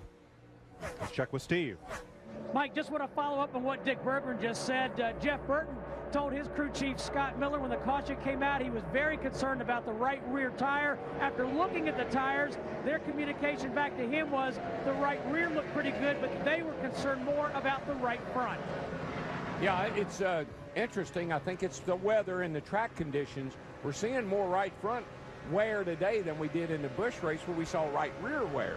How much of that, Darrell, can you attribute to having a green racetrack that's the rain has kind of scrubbed the rubber buildup off of it from Saturday? Yeah, I just think the cars are a little tighter today than what the guys set them up for. You got a little extra wheel in them. You're going to wear that right front tire. A race leader, Tony Stewart, has a 1.6 second cushion on his teammate Denny Hamlin, still running right down around that white line, Matt. His first 500-mile win of any kind in his racing career, Mike, came right here at what he considers the home track for his sponsor, Home Depot. Now, Stewart was warned by his crew chief, Greg Zipadelli, that the 11 and the 16, Hamlin and Biffle, were pretty fast at the beginning of the run, so preach tire management to Stewart, keeping him in mind that the 1611 may make a big run on him, but Stewart, being patient, just continues to motor away. Still work in progress, trying to free up the car. Matt, one car he is not motoring away from, though, is that purple car, the Harris car of Robbie Gordon. Now, remember, one lap before that last caution, Robbie Gordon in the 7 hit pit road. The caution came out, but I'm going to tell you, he is right there with the 20 car. What Robbie needs now, he doesn't need what Kevin Harvick had a while ago. Robbie needs the caution now. Then there's no question he gets the free pass back on the lead lap. And the other thing, Larry, he doesn't need is to have any more tire issues, because if he had to come to pit road again, then you'd be out of the lucky dog position. It looks like to me he's going to try to get the lap back the hard way. He's just going to drive by the leader back on the lead lap. I believe Tony Stewart said, look, I'm going to work with you here. I think this is a little cooperation going on. Tony needs to be a little more conservative. He doesn't want to hurt his tires. He doesn't want to be pursued or hounded by Robbie, so he let him go. But with Robbie Gordon out front, Robbie needs to back it off just a little bit. Remember what brought him to pit road? He had a tire problem a while ago. Little cat and mouse going on right now. I think everybody's playing games with tires in the back of their mind. Well, Stewart leading the race, but he's not the fastest car on the racetrack. His lead is now cut to 0.8 of a second over Denny Hamlin and Greg Biffle. Now the 17 of Kenseth is 1 lap down. He made an unscheduled pit stop, and right now he is in the free pass position. Yeah, that's Robbie Gordon's worst enemy right now. I think that's the reason Robbie wanted to try to get that lap back the hard way. Then there's no question, regardless of what Matt Kenseth does, then he still gets his lap back, Robbie Gordon. Dick? Well, there was a bit of a deal that was made under caution between Tony Stewart and Robbie Gordon. Stewart basically figured if he was going to be faster, go ahead, let him go. Help him if he could, and he did.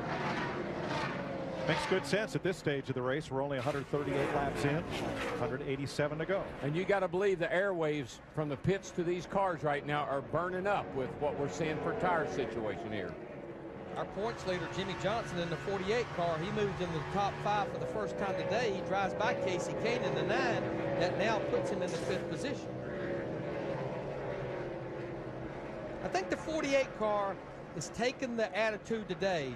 Let's race the elements for about 300 laps, and then we'll see where we're at. Yeah, I kind of like this. When there's a tire situation, you kind of set a pace. Figure out how hard can I run without having any problems, and then let the competition come back to me.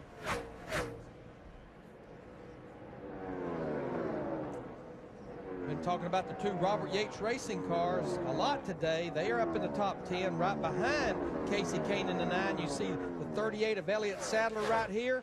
Right behind him, about a second back, is Dale Jarrett, that 88 UPS car. Yeah, Jarrett's just kind of quietly moved up into the top 10. Now, on the front spot, Denny Hamlin is not being the least bit quiet. He wants to challenge his teammate Stewart for the lead. Again, I just believe what we're seeing here is a driver like Tony Stewart got all that experience, says, look, I can't run this hard right now. We know there's a situation going on here. You go ahead. But out in front of Denny Hamlin, Matt Kenseth in the 17, he drove by both these guys, so he's now on the tail end of the lead lap, just like Robbie Gordon. What Robbie Gordon and Matt Kenseth in the 17, they don't need to race each other. They're exactly where they need to be right now. Scott Wimmer made a pit stop. He's back out on track. And what about Greg Biffle, who's trying to overcome some woes on pit road and get back up to the lead, Matt? Mike, the concern has grown here in the 16 pit of Biffle. About 5 laps ago, came on the radio, told Doug Richard, because I'm starting to get really tight for some reason. Doug asked him, do you have a vibration? And Biffle said, oh yeah. Now remember, the concern was whether he flat spotted those front tires off that turn 2 incident. Now the right front that came off his car on the last stop had about a 1-inch band near the shoulder all the way around that right front where he was worn that tire down to the cord. So Doug was going to tell him when they reached the lap 35 mark of this run, so that way Biffle could be a little more cautious. Thanks, Matt. Biffle's in 3rd, 1 second behind the leader. There they are. Here's the answer to our second singular virtual crew chief question.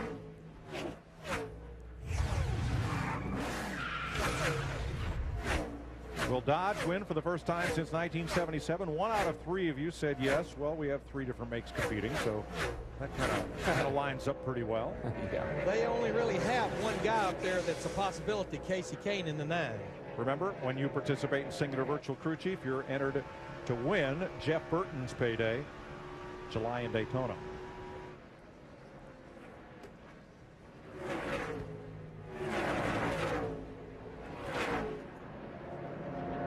Gotta wonder if you're J.D. Gibbs, the head of this race team, you got your two cars fighting for the lead. Is that a good thing? Makes your fingernails short.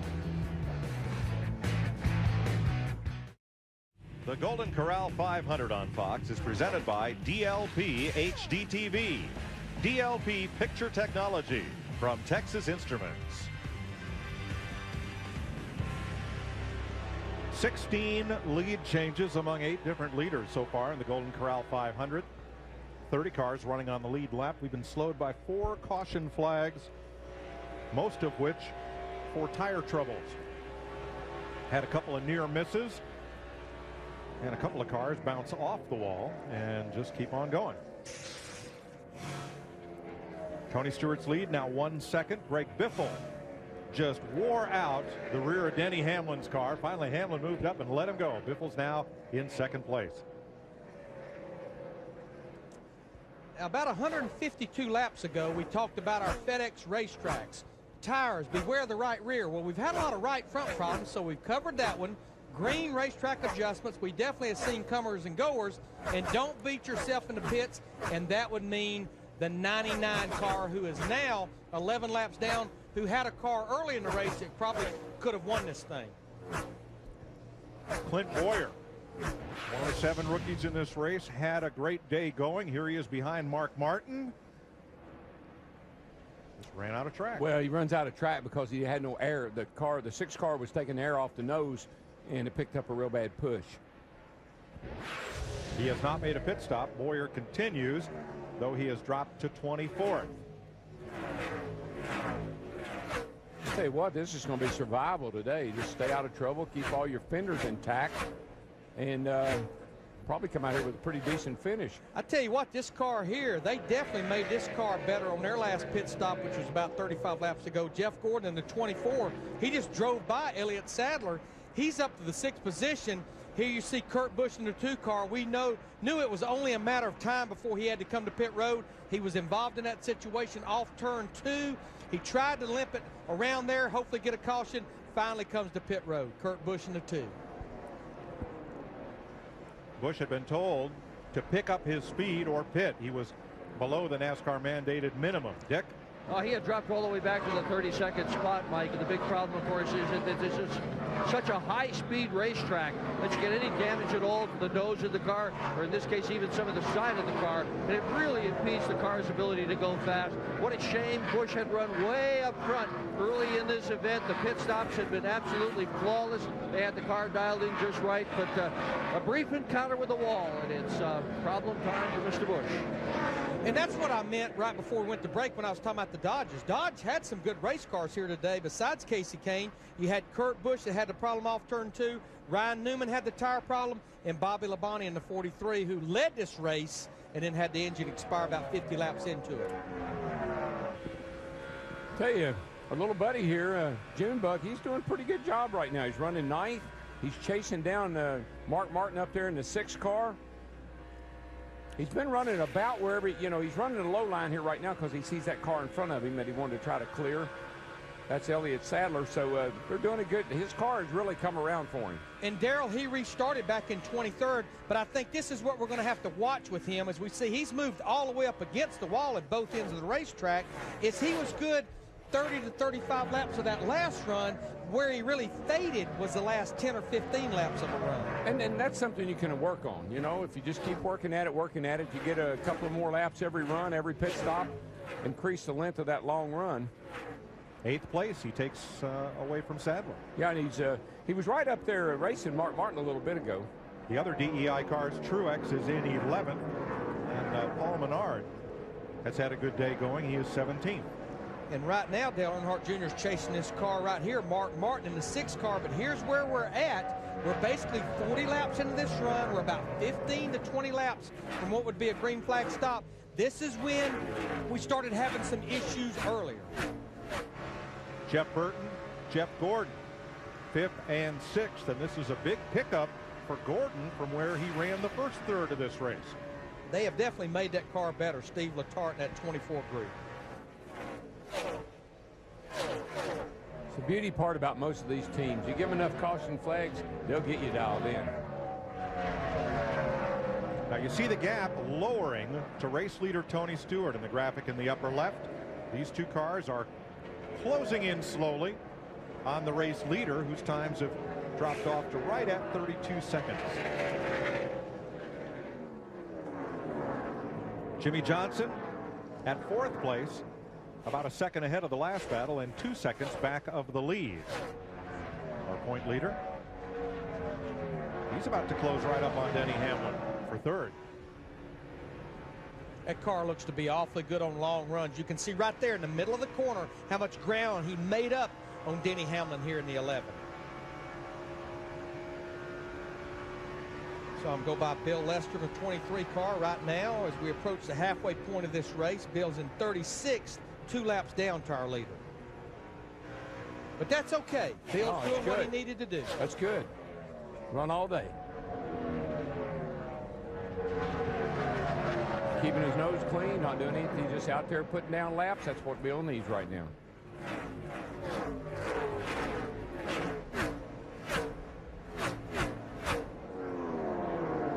You see Kurt Busch in the 2 car. That's new tires versus old tires. He's able just to drive by Jeff Burton in the 31. But right now, Kurt Busch is 4 laps down in that 2 car after the problem off of 2 and then making a green flag stop.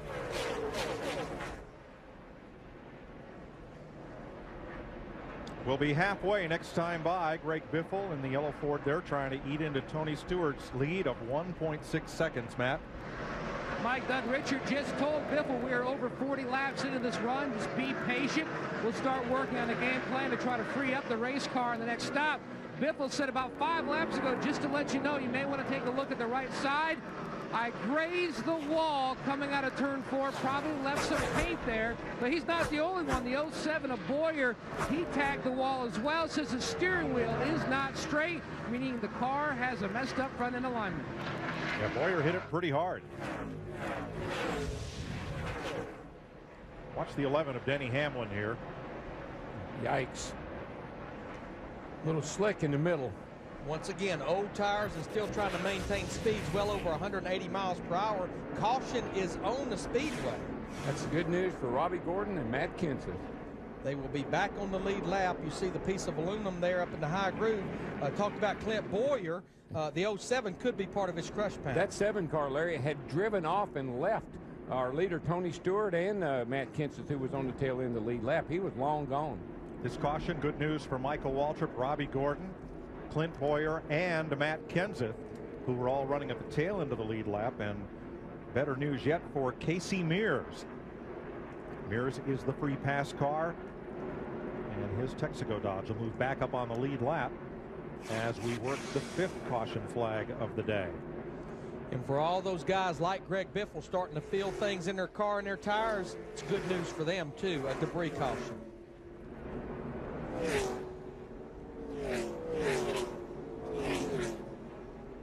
I'm going to tell you what, though, we talked about, we're riding with Michael Waltrip here. We talked about Dale Earnhardt Jr. He'd made his way all the way up to the 6th position in that 8 car on that run. We're riding with him here. And that's quite a climb, because that car, the first half of the race, as we saw from the in-car, looked pretty loose, pretty evil. Now it's up to his crew to do the job on pit road for him. Kind of looked like it had the worst scenario, pushing and loose, like it pushed itself loose, because you see him jacking on the wheel when we're inside the car looking at him, hands on the wheel.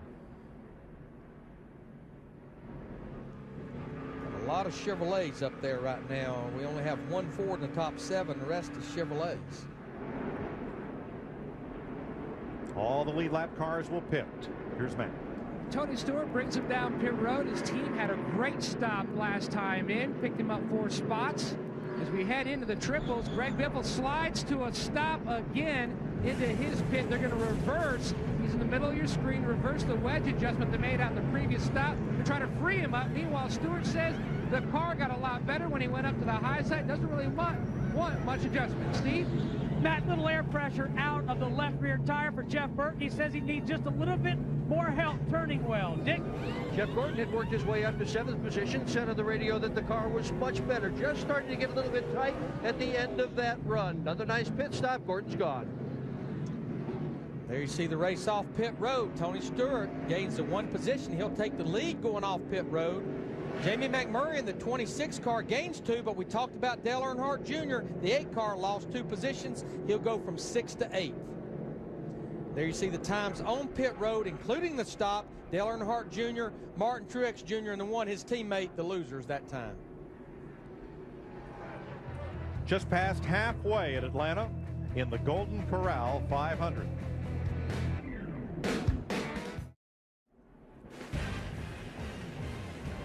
Here they come out of turn 4 for the restart with 169 laps complete.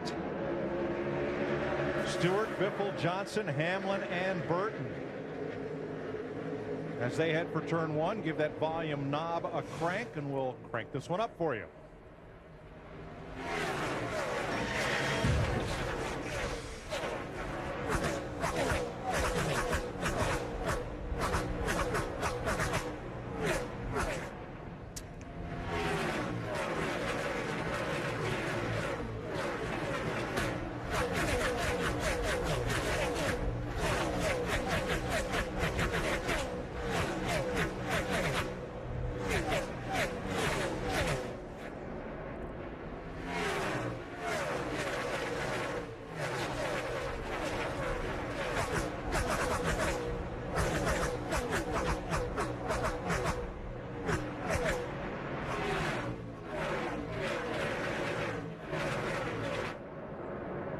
Biffle for the lead. I'll tell you what, that car was so strong from the middle out after that restart. Greg Biffle in the 16 car, he just drives by Tony Stewart in the 20.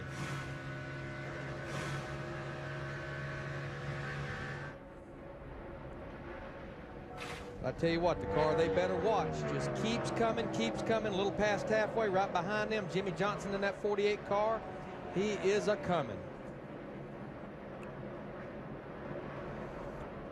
A lot of these guys, Larry, I think are building confidence. Some of these guys are coming in, they're not having any tire issues. They see they don't have any problems. It's really helping them step up their game. Talk about Greg Biffle, confidence. He just ran the fastest lap he's running this race a lap ago, lap 171. Jamie McMurray in the 26 just moved into the top 10 for the first time today. Check that, he's 11th, 1 spot back. He was in the top 10 a lap ago. Casey Kane took the spot. But he started back in 34th position. I know when they tried to get ready to race, they tried to set up that Carl Edwards ran here a year ago. Jamie said, look, I know it worked for Carl Edwards. It's just not working for me in this Irwin 2 car. Truex and Menard in that pack. Wait till next week when we get to Bristol. 500 laps. Like flying jet fighters inside a gymnasium. Tempers will flare. But yeah, with Martin Truex Jr. in the 1 car, Paul Menard in the 15 car, we've got all the DEI cars up there. Remember, Robbie Gordon in the 7, Darrell, you and I were talking to break, runs a DEI engine as well. Tell you one thing, Robbie Gordon is on the move. Brent Sherman, the 49, is a lap down as Truex moves past and goes after Elliott Sadler for 14th. Comers and goers, Darrell. Yeah, well, I think, again, that's just that adjustment you make and looking at your tires and saying, okay, we don't have a problem. Okay, we do have a problem. And there's Robbie Gordon. He restarted at the back of the pack. He's running in 26th spot, but I tell you, he is putting them down. And who has the overall fastest lap of this race? Robbie Gordon. I could see why, man. He went down to 3 there or turn 2 while ago and just blew by about 6 at one time. And we've got a long way to go. He just needs to be patient here, be on top of his game as he catches cars. We got a lot more pit stops, a lot more laps to go. Watch him run the back of that pack down right there, Larry. I mean, he has been coming after these guys right here in a hurry. Dick Berggren. Now, Robbie Gordon just came on the radio a few moments ago, Mike, and said that the car is awesome. He's got a bit of a love affair with this place. On the old configuration, the very first time, Robbie Gordon ever sat in a big-time stock car, which is an ARCA race here. And believe it or not, he won the pole for that very first start. His only career Cup pole here, the old configuration, just before they changed it to this one. So it doesn't matter what the shape of the place is. Robbie Gordon comes to Atlanta, he's fast. Just ahead of him, 2 lead lap cars. Scott Riggs, Valvoline 10, just in front of Gordon, and Kyle Petty with a new sponsor this week, National Tire and Battery, on the Petty number 45. And Kyle has been a lead lap car all day. And you see that yellow car there, the 17 car. He's also, you know, he got his lap back there a while ago, and he's coming back up through the field as well. How about it, Steve? I was just talking to some of the guys on the 45 pit, DW, and they said that, you know, Kyle was running really well. He had moved up into the 17th position, but right now, this set of tires they just put on, a little bit too tight. Bill Lester just made a pass of Brian Newman. Now Newman goes back after him. Lester in the 23, the Waste Management Dodge from Bill Davis Racing, has pretty much run the high side all day long. Yeah, and really and truly, he has one goal today. That's to run all day, and he's trying to do that. He's doing a really good job so far. Just remain patient, stay focused. Best finish at Atlanta by an African-American driver, Wendell Scott. Had 2 top 10 finishes here, including one of 7th place back in the 1960s, for which he took home $1,350. Scott had 1 victory. It came on the short track at Jacksonville in 1963. There's a DVD available called The Wendell Scott Story, narrated by Senator John Warner and produced by Warner's son, that is a great story of the successes and what Wendell Scott had to endure in his years as a NASCAR regular. I was here in 1964, one of the first races I ever had been to, Cup races. Wendell's car comes in the pit. It's a hot day. It was in July. He gets out of the car, he and 2 of his sons. He works on the car. They change the tires. He gets back in and drives down pit road, and I look, and where I used to put on the side of the car's mechanic and a name, it had mechanic, me. And he did that all the time. He'd get out and work on the car, go back out and race some more. Scott owns a repair shop in Danville, Virginia. Raced his own number 34 throughout his entire career. Tell you what, Casey Mears, that 42 car, you know, comes in here with 3 top 10 finishes in 2006. Had a good qualifying run, actually ended up qualifying 10th on Friday, got the free pass, but has his hands full back to the 27th position. But I'm going to tell you, the recovery of the day has been Kyle Busch in that 5 car. Remember, early in the race, back on lap 42, he had the cut tire, couldn't get the pit road, finally got the pit road, went a lap down, and basically has fought his way and clawed his way back to the 9th position in the top 10, the 5 car of Kyle Busch. That's a great recovery. Greg Biffle has 9/10 of a second on Tony Stewart. He's not exactly walking away with this one. Jimmy Johnson, Denny Hamlin, Jeff Burton, and Jeff Gordon and Dale Earnhardt Jr. all within striking distance. The Golden Corral 500 on Fox, presented by DLP HD-TV, sponsored by Coca-Cola, by Star Motorcycles from Yamaha. We build it, you make it your own. By Subway Restaurants. Subway, drive hard, eat fresh. And by Aaron's. Nobody beats Aaron's. Nobody. Caution out at lap 188. Here's Sterling Marlin, the Waste Management Chevy. Something locks up that left front. I got to believe that the tire was going down, and something has caused it to lock up that left front wheel. Like maybe part of the tire is hung up in there somehow. Hung up in the brake or between the rotor and the caliper. Sterling in the 14, he was still on the lead lap.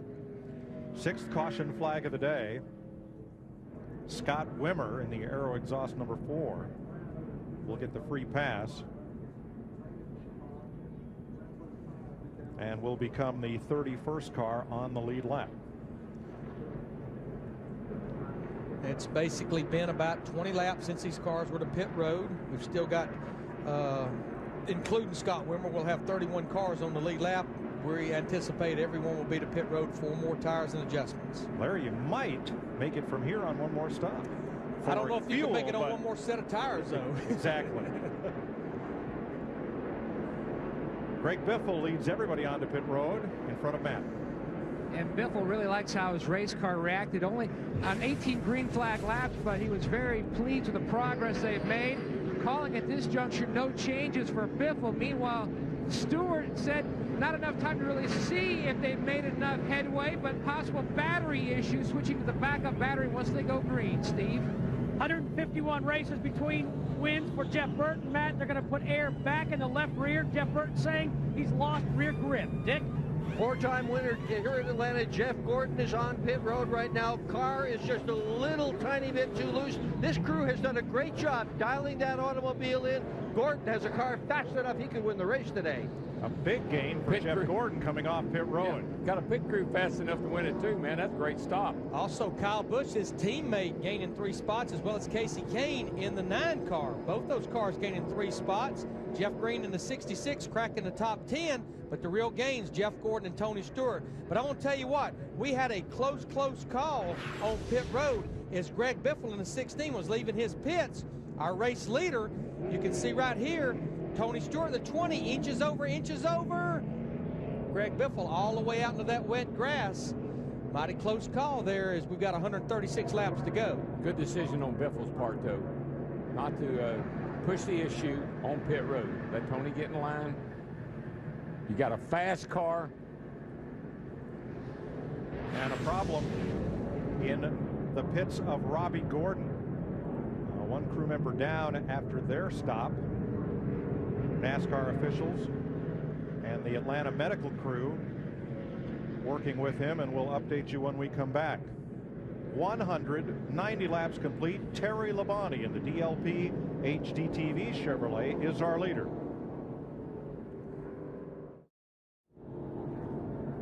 Welcome back to Atlanta. Tense moment in Robbie Gordon's pit. John Schlesser, the catch can man, was upended.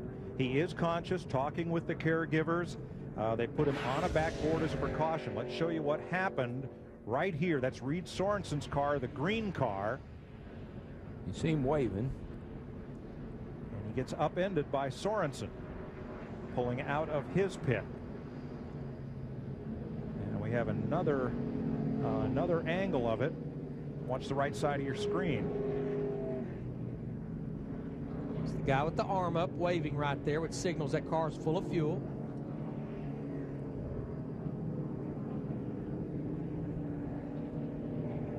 There he goes, up in the air.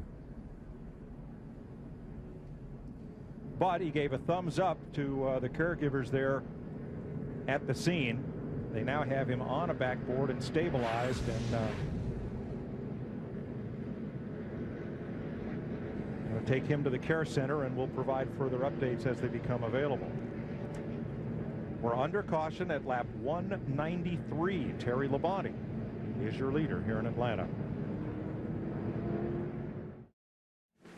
The Golden Corral 500 on Fox, presented by DLP HDTV, is sponsored by UPS, proud sponsor of Dale Jarrett's 88 Ford.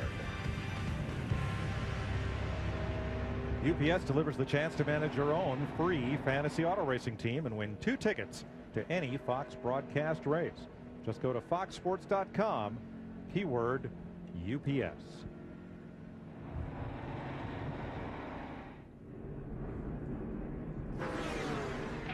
Here's a Visa race break. Carl Edwards trying to win 3 in a row here at Atlanta, something no driver has ever done. Win 3 straight, and something that likely won't happen today, as Carl's first problem was exiting his pit right into the path of Dave Blaney, who was trying to get into his pit. That damaged the right front. See that brace underneath that's loose, as well as the damage to the sheet metal? Lost a little bit of bare bond that they tried to smooth out the aerodynamics, but then something cut down the right front tire on Edwards' car. They've had to make multiple repairs and even fit a new nose piece to the right front of that car and get everything nailed down. As a result, Edwards is 12 laps down in the Office Depot Ford with 129 laps to go. This has been a Visa race break. No matter what it takes, life takes Visa. Well, I think it's safe to say it all started with the wreck on pit road. Everything that has happened after that, it goes back to that situation.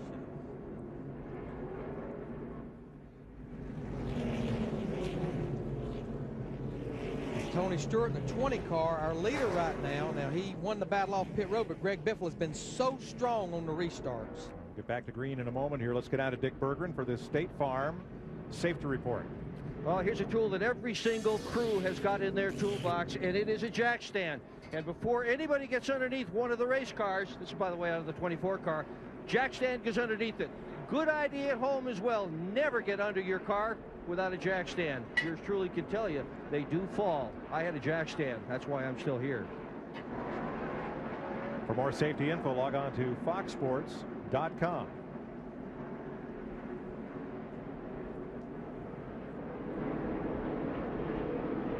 .129 laps to go as Tony Stewart, Greg Biffle, Jeff Gordon, and Jimmy Johnson lead them back to green. I think that old 24 car has got his act together. Adjusted on that car today, and that bad boy's up there. Flames and all. And I think the closer you put Jeff Gordon to the front, the more he's going to work toward the front. He likes Atlanta.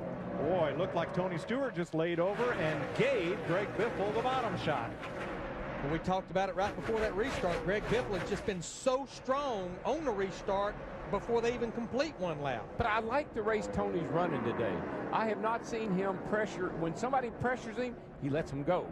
He's not racing on holding them up. They're not messing with him. He's not messing with them. I think he's driving a really smart race. So he's trying hard not to beat himself today. I think you're right, Larry. That's what I really see. Casey Kane, number 9 at 9th place. That 66 car, guys. Now, he's in a 10th spot here, and he has been kind of methodically working himself up into a top 10 position.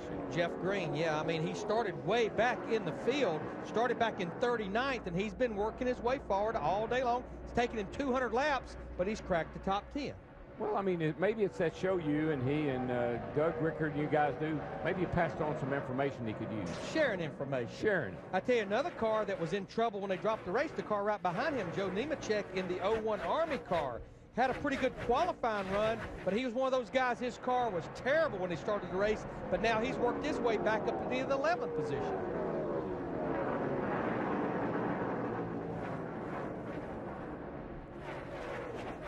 Mark Martin on the inside of Bill Lester. Martin, now the 12th place car, and J.J. Yaley, another of those cars that started strong and has kind of faded, trying to work his way back. I'm keeping my fingers crossed for Bill Lester, but he has done a yeoman's job today of putting himself not in anybody's way, not in harm's way, riding that high line, getting a lot of good experience. But what he's doing on these restarts, especially when he's in this big of a pack of cars, he's gaining respect, but he's also earning respect as well. Yeah, he's not causing any kind of problem whatsoever. He's racing hard, but he's keeping everybody in sight.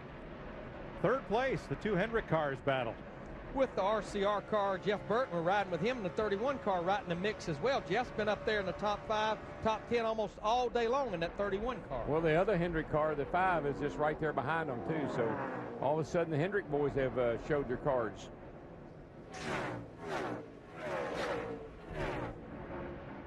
Dick Berggren. Now, Kyle Busch just came on the radio, Mike, and said his car is perfect. What a comeback from losing that lap as a result of a flat tire earlier in this race.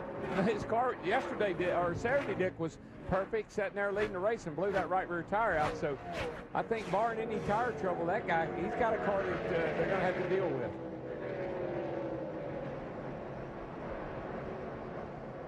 Now let's update you on two cars that had problems almost simultaneously. One of them being Robbie Gordon in the 7 car.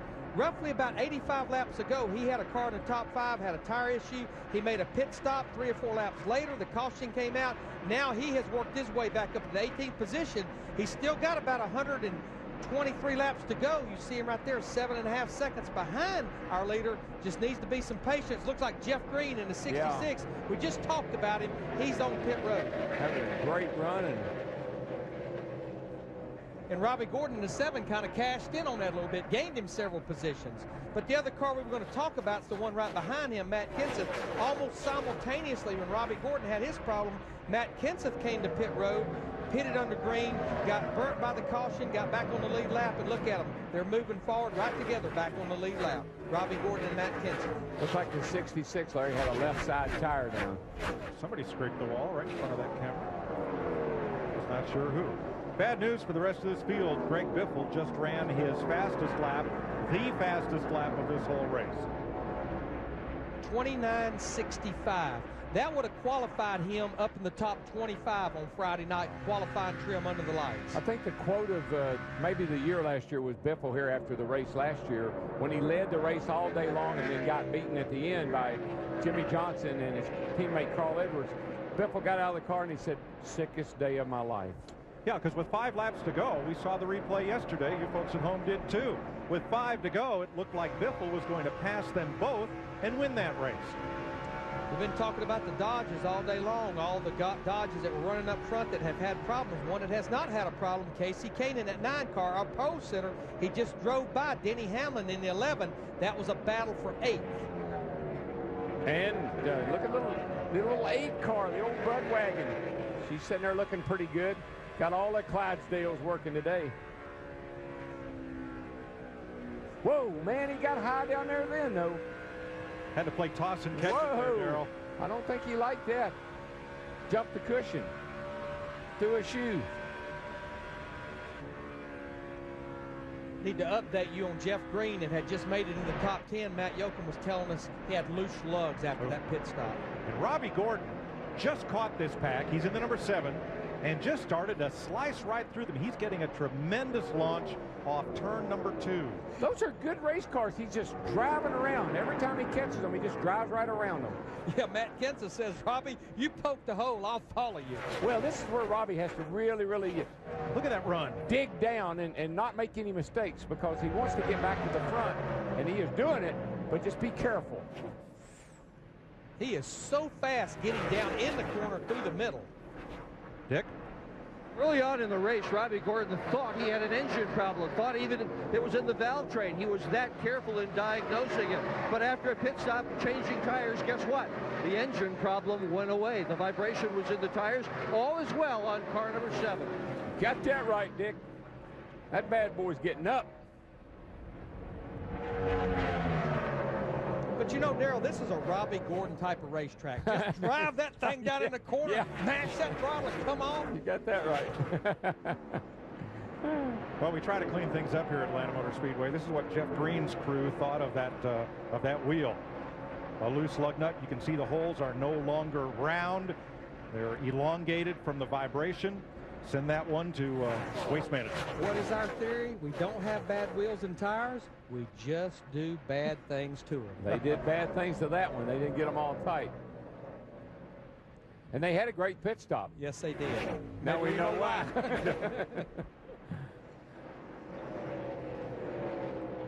Jimmy Johnson has moved to 2nd, past Tony Stewart, and now is 2.2 seconds behind Greg Biffle. Johnson is running just about identical lap times, and they are the 2 fastest cars on the racetrack, other than Casey Kane and Robbie Gordon. Boy, Jimmy Johnson is becoming very cagey, isn't he? Just kind of lurks back there, looming in the background. But, man, when it gets down near the end of these races, you look up and you say, whoa, where'd he come from? If you're a baseball fan, you'll remember way back when Wally Pipp was the first baseman for the Yankees. He got sick. Who'd they put in? A young kid named Lou Gehrig, who played first for the Yankees forever. What about Chad Knaus? Here's this Darian Grubb has sat on the pit box. Johnson's having a near record start to the season. When Chad comes back, and he will come back next week, his suspension will be over. Then what for Darian Grubb? Yeah, well, I got to believe it. They're going to be thinking, oh, we got the 8 car on pit road, guys. Dick? Well, Junior thinks he's got a flat right front tire, Mike. Problem is that the right front was bouncing off the ground. They couldn't figure out why that would happen unless they had lost air pressure. So they're going to bring him in right now, put tires on at least the right side. This may or may not be a 4-tire stop, but at least the right sides are going to be changed. If it's not flat, I think it's when he got real high down here in 1 and 2. He either run over something, cut it down, or he got a lot of debris build up on it and making him think it's something wrong with it. Rights only for Junior. But Larry Darian Grubb, when he hops down off the top of that pit box, his phone's going to be ringing. Well, there's no question. I had him on our radio show last Wednesday night, and I said, Darian, if nothing else, I've got to believe this has given you the confidence that put me in the right situation. I can do this. And you know what? He didn't hesitate in saying, oh, yeah. What a great start. And you don't blame him. Yes. Well, I think it also just shows the strength, and it also is a great observation. You got to have a backup. You can't put all your eggs in one basket. These teams have got to have backups, and there's a good example. Depth chart, just like in football. Right. Dick Berggren on Dale Jr. They got it right, Mike. That tire, the right front, had a cut in it. So right now he's going to be a lap down, and he's racing cars like David Strimmy, Dave Blaney, Jeff Green to be that first car lap down, where when the caution comes out, if the caution comes out, he'll get the free pass back on the lead lap. I think if I was riding along out there, my crew chief and I'd be saying, now when we have a tire problem, because it's almost like everybody's going to have one.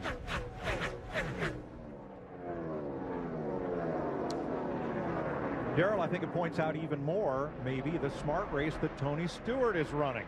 He is not challenging people for position. He's taking care of his equipment.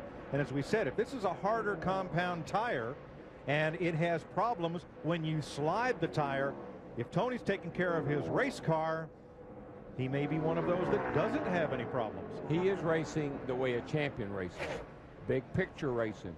I got to get through today with no problems, clean, no bent up fenders, no ill feelings. I think that's the kind of race he's run today, and I like it. I'm going to tell you what, this is a great race car. Robbie Gordon in 7, he has cracked the top 10. Darrell, I just hope he's not trying to overextend his equipment right here. He's got a race car that could contend for this win. Don't run the wheels off here with over 100 laps to go. Well, let me tell you, that dude came from a lap down all by himself. He didn't get the lucky dog. No. He drove by the leaders, got a caution, got back on the lead lap. He has come through this entire field, and there he sits in 9th place and closing. Now, while the 31 and the 20 was racing side by side, Casey Kane in the 9, he caught him, drove by Tony Stewart, working the high side where he likes to work, the high side of Jeff Burton, the 31. He'll probably prevail by the time they get to turn 1.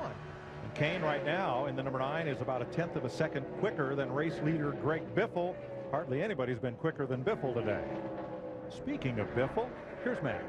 He's got about a 15 car length lead over the 48 of Jimmy Johnson, Mike. And Greg Biffle really hasn't said a whole lot on the radio, but if you want to mark Trouble, it down. turn 1, guys. I'm sorry. Got a car Go around. ahead, D. Got a car around, buddy. It is Clint Boyer. The 07 car.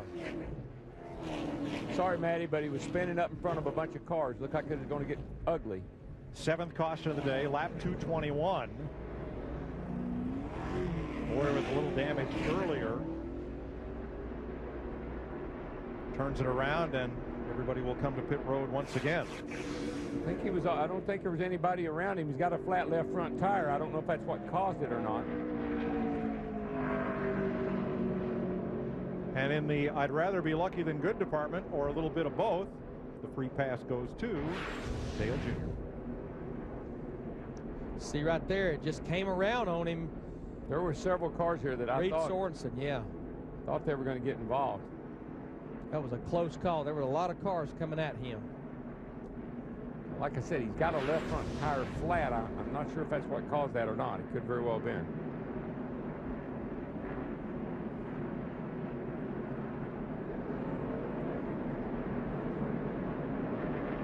.105 laps to go, and still it might be a stretch to try to go from here on just one more stop from tires. We'll see. Matt?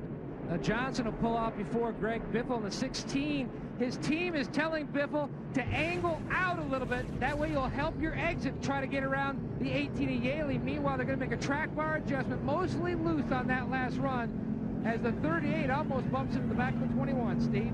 Well, Matt, as Larry Mack said, Jeff Burton has been in the top 5 all day. Burton telling crew chief Scott Miller, give me a little bit more grip, just a little.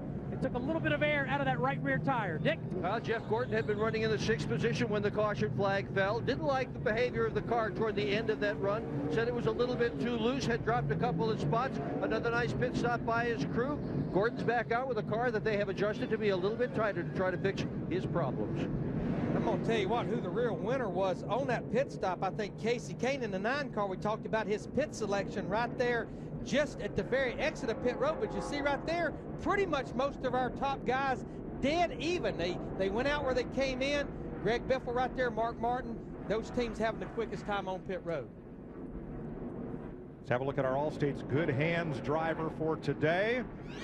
By unanimous acclaim, the folks in the production truck watch the 41, Reed Sorensen, come through here.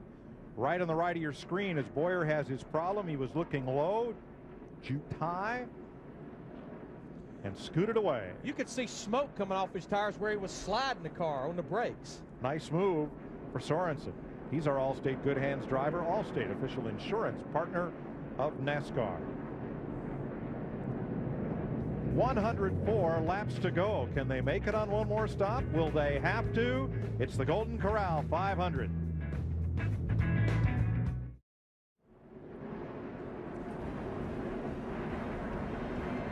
Welcome back to Atlanta, getting set for the restart. The crewman that was upended on Robbie Gordon's team has been treated and released.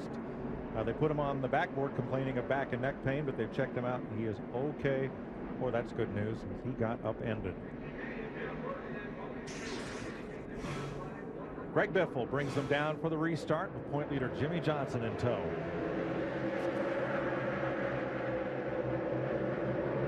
Jeff Green, that blue car on the inside, the 66. Remember, he had made his way into the top 10, and after that pit stop before this one, had the loose lugs. Went a lap down after making a green flag stop. He'd love to stay right there where he's at. Hopefully get the free pass if a caution comes out. A lot of 3 wide on these restarts. We see Denny Hamlin in the 11 car. He went to the high side, made it 3 wide through the middle of 3 and 4. Denny up there in the 9th position. You can get 3 wide in the middle, but you better about be 2 wide coming off. It's like running into a funnel. Gots to have some room. Speaking of room, Jimmy Johnson in that 48 car, he moved to the high side that last time through turn 2. He got a pretty good run down the backstretch. He's going to pull right onto the rear bumper of Greg Biffle in the 16.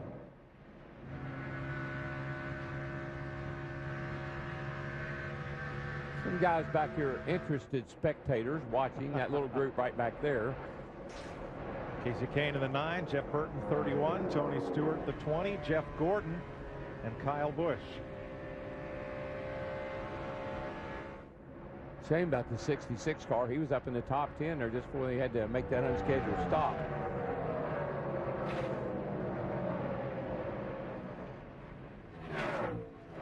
You can tell Jeff Green has a good race car in that 66. He's hanging right up there amongst the top 5. Well, we've seen a couple of guys get their laps back. Robbie Gordon, Matt Kenseth, by passing the leaders.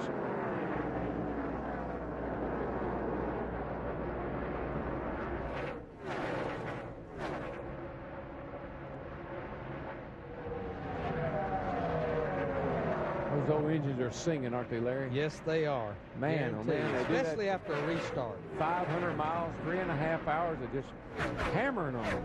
Well, in fact, Jimmy Johnson and Casey Kane running 2nd and 3rd, the 48.9, they just ran their fastest lap of the race. Business picking up as we're under 100 laps to go. And not only do they have to run 500 miles a day in the race, they've got about 100 miles on them from practice. So one engine the whole weekend.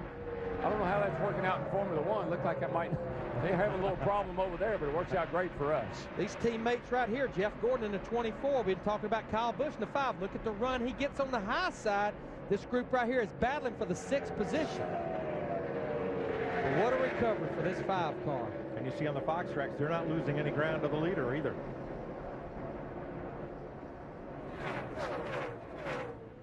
This is where that run, look at the run right there. I think Jeff Gordon actually had to get out of the throttle. Kyle Busch in the 5 didn't get out of the throttle. I don't think Jeff Gordon was real happy with his teammate being right up on his back bumper. Yikes. Close call between Joe Nemechek and the Army Chevy and Bill Lester in the 23. But you know what, Darrell, and I go back to Las Vegas last week where Tony Stewart was mad at Kyle Busch in the 5 for racing him hard. Jeff Gordon may be ill right there because Kyle Busch was up on his rear bumper. I mean, what are these guys supposed to do? This is about racing. You know, I thought about that, and I can remember Richard Petty and some of those guys used to get mad at me because I wanted to race all the time. They wanted to ride, I wanted to race. And sometimes we didn't agree on all that, but young guys are just that way. They want to go fast. Of course, ride is a relative term at over 180 miles an hour.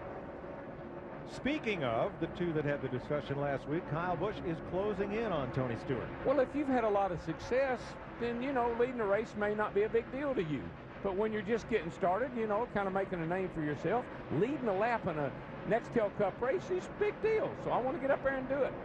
Tell you what, that 5, though, Kyle Busch, he is closing a bunch on Tony Stewart in the 20. Where he's making so much ground is where he passed his teammate Jeff Gordon a while ago. It'll be right here on that high side off turn 2. Second place. Casey Kane closed right up on Jimmy Johnson. Now they have dropped 0.7 of a second behind Greg Biffle. While they've been racing each other, you see that orange car, Jeff Burton in the 31. He's been there since the start of the race, qualified up in the top 5. He's caught these two.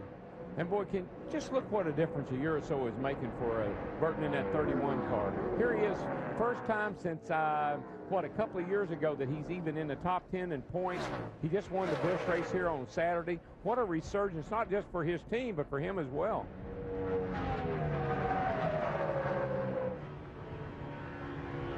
Yeah, Jeff Burton made the comment after the Busch race on Saturday. He said Mark Martin told him every time you go to victory lane, treat it like it's your last trip. He said, I was beginning to understand what he was saying.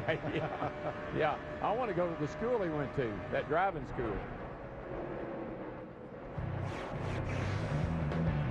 Greg Biffle, 0.8 of a second up on Casey Kane in the Golden Corral 500. The Golden Corral 500 on Fox, presented by DLP HDTV, is sponsored by Sprint, proud partner of the NASCAR Nextel Cup Series. Jeff Gordon is moving forward. Jimmy Johnson and Tony Stewart have each dropped a spot, so put Gordon in 4th behind this battle for the front spot. Casey Kane has caught Greg Biffle with 84 laps to go.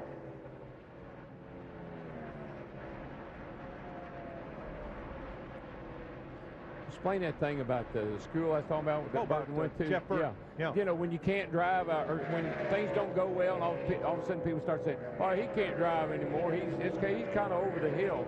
All of a sudden you get a good car and your team comes around and you start running good again. I just wonder where the driver had to go to school to learn how to drive that well again. Greg Biffle about to be caught by Casey Kane. Matt? Biffle trying to be cautious. Mike came on the radio, lap 235. Says he feels like a right rear possibly going down. Also has a vibration. The crew guys are ready in case he has to hit pit road early. Yeah, because we're not even halfway through this run. They pitted basically about 22 laps ago, so we still got a good 35 or 40 laps to go on this run here. Dick? Yeah, and Ray Evernham just came into Casey Kane's ear and reminded him that there are a lot of laps to go in this race. Kane really got going on about lap 163 when they pulled a spring rubber out of the right rear. That was the big adjustment. Remember, he had dropped back out of the top 5 for a lot of laps, but he's got a good car now. A team that has just lost the handle on it. They haven't kept up with their adjustments here late in the race. Tony Stewart in the 20, Mark Martin in the 6 just drives by him for the 6th spot. And there you see right behind Tony in that 20 car, those two cars that's been running together now for about 200 laps. Matt Kenseth in the 17, Robbie Gordon in the 7. They're now back up in the top 10. You know, Larry, I believe that 9 car, Casey Kane, I just believe that Kenny Francis has really made a difference in not just the car, but in the driver. I think there's a real camaraderie relationship there, communication that really is working well right now. Darrell, 2 cars that are coming back into the mix are Matt Kenseth and Robbie Gordon. They are 8th and 9th. Steve? Hey, Mike, as Larry Mack said, Matt Kenseth had to hit pit road on lap 112 to change a flat right rear tire. See Casey Kane go by the 16 of Greg Biffle. That for the lead. Just wanted to mention, Kenseth said he is just saving his equipment for the end of this race. Dick? A few laps to go. Robbie Gordon keyed his radio and asked crew chief Greg Irwin, how many laps are there left? Realize that there's no clock inside these cars. It's pretty hard to figure out what lap you're on. Irwin told them about 100 laps, plenty of time yet. So they are looking at the lead. They are looking at winning this race.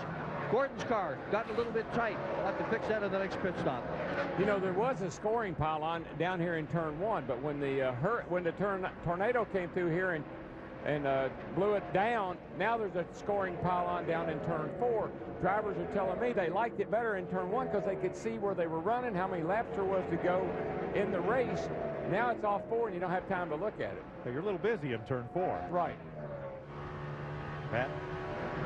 Mike, on Saturday I mentioned a story about Matt Kenseth asking his team to keep him abreast of where he is because he uses that pylon that used to be down in turn 1. Well, last night I had a driver come up to me and said, you know, I heard what you said about Kenseth using that pylon. He goes, I thought I was the only one. I used to do the same thing. Now I'm lost too. Now I'm lost. Now I know why I'm lost. And Mike, you've been talking about making it to the end on one more stop. The one thing these guys would love to do, I'm sure like Greg Biffle in the 16 car, is at least run this thing about another 13 to 15 laps. That would put them in that window where they could make it to the end should we stay green. Hey guys, I want to send out my heartfelt condolences to my pilot, Jerry Vanderflunt. His sister down in New Smyrna Beach, Florida, died this past weekend, and they're down there for the funeral. I just want you to know, Jerry, Carol, all y'all down there, we're thinking about you, praying for you. Absolutely. From all of us. And best wishes to Greg Fielden and Lynn Jeffers of our NASCAR on Fox staff up here in the booth, both on the man. Want you to know we're thinking about you and hope you're doing well and want to see you back at the track soon. You see our leaders just go by Kevin Harvick in the 29 car. Kevin had a car that looked like he was going to be a contender today. Had the tire problem. Kevin right now is in 39th, 11 laps down. But there you mentioned Kenny Francis, the crew chief, or as Ray Evernham calls him, the team director of Casey K9. He reminds me a lot of Darian Grubb. They have an engineering background. They're very methodical. They're very quiet. You never even know they're around, but I don't think they ever quit thinking about that race car. And Kenny Francis was with Jeremy Mayfield when he was running his best a couple years ago. That's what it takes, man. I mean, you got to give it 110% of your focus and concentration, driver and team. Riding with Terry Labonte, the DLP Chevy. He is the last car on the lead lap, running 30th. He led a couple of laps today, and trying to catch up to and battle Michael Waltrip for that 29th spot. Yeah, we're closing in on the 400-mile mark. We still have 30 cars on the lead lap, and we have only one car that's actually listed as out of the race. Bobby Labonte in the 43 car. Right now, Hermie Sadler in a 00 is behind the wall. But we've got 41 cars out on the racetrack right now. The driver that will take the biggest hit in the points today is likely Carl Edwards. He's going to drop 4 or 5 spots after having a collision on pit road and the resultant tire troubles. He is 12 laps down in 40th. And, you know, he couldn't wait to get here. Yeah. Track he dominated last year. Man, here's an opportunity to get going, win a race, and gets in trouble on pit road and has struggled all day long. And, you know, I think the racetrack is definitely back to where it was before this big rain moved in here. And I think we're really starting to see some comers and goers. Jeff Burton in the 31 car, his car is starting to fade. Tony Stewart in the 20, he's fading. And we're also seeing Jimmy Johnson in the 48 starting to go backwards. Watch Denny Hamlin a lap ago.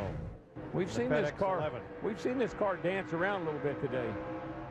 Whoa, that's more than a dance right there. Matt? Mike has been fighting a loose condition. Also says now he has a bad vibration, getting ready to hit pit road, the 11, Denny Hamlin. Well, I love what he's doing there. You see that? Get that hand out the window. I'm coming in, guys. Cut me some slack. Give me some room. And he did it all the way on the back stretch. So he's going to hit pit road here at 2:55, 71 laps to go. I know it doesn't matter. He needed to come to pit road, but it would be a stretch making it to the end from here. Right side tires going on Hamlin. Jeremy Mayfield also in. Denny Hamlin had a car that pretty much was in the top 10 for most of the first 2/3 of this race. Quick stop, but since it happens under the green flag, he will go a lap down. seen a lot of good cars have trouble today. But we've seen a lot of good cars not have trouble today, too. So about 50-50. There's one of them, Casey Kane. In the Ray Evernham Dodge Dealers UAW Dodge, started from the pole, trying to become the first Dodge to win here since 1977.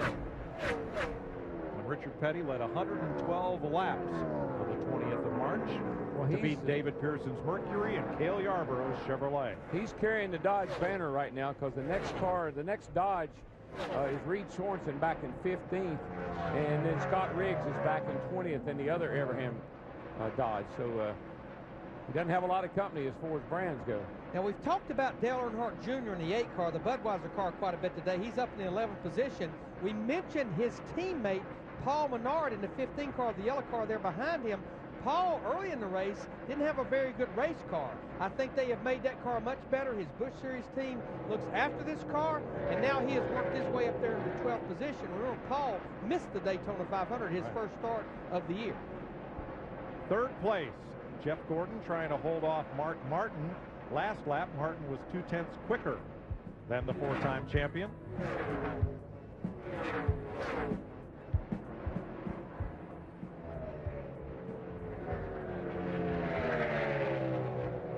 Kind of a Mark Martin day, kind of day.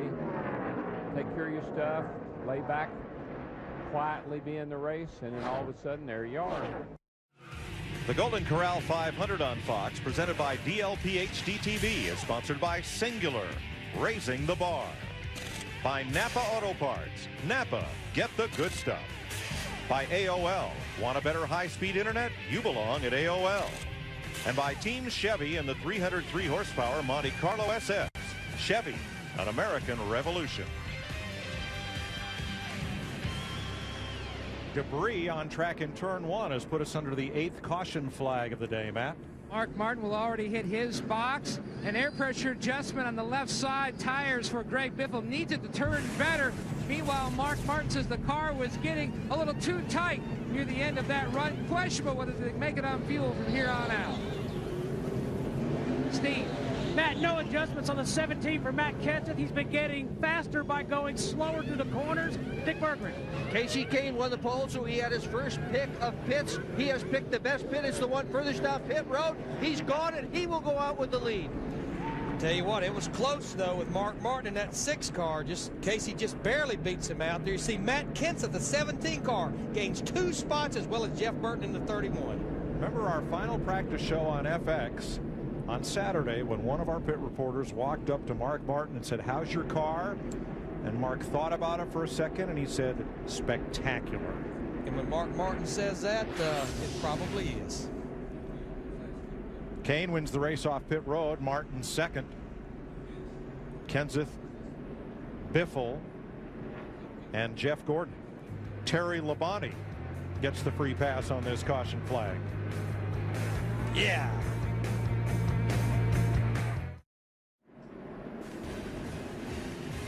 We're back for the restart to begin lap 268. Casey Kane, Mark Martin, Matt Kenseth, Greg Biffle, Jeff Gordon, a Dodge, 3 Fords, and then a dozen Chevrolets. Well, I tell you, one of those Fords is that one that's in second spot right there, that 6 car of Mark Martin. It's been a Mark Martin kind of day, as well as Matt Kenseth. Those guys know how to run these 500 milers. Here we're sitting there with 3 Roush cars, 2nd, 3rd, and 4th right now. Jeff Green trying to get a lap back and get back on the lead lap. He's got a pony good enough to do it. He's got a fast race car. He just unfortunately had that problem, had to pit. Greg Biffle in the 16 car moved to the high side last time through 3 and 4. Tried to get that run on the high side against his teammate Matt Kenseth in the 17. Jeff Gordon in the 24. He yanks it to the bottom.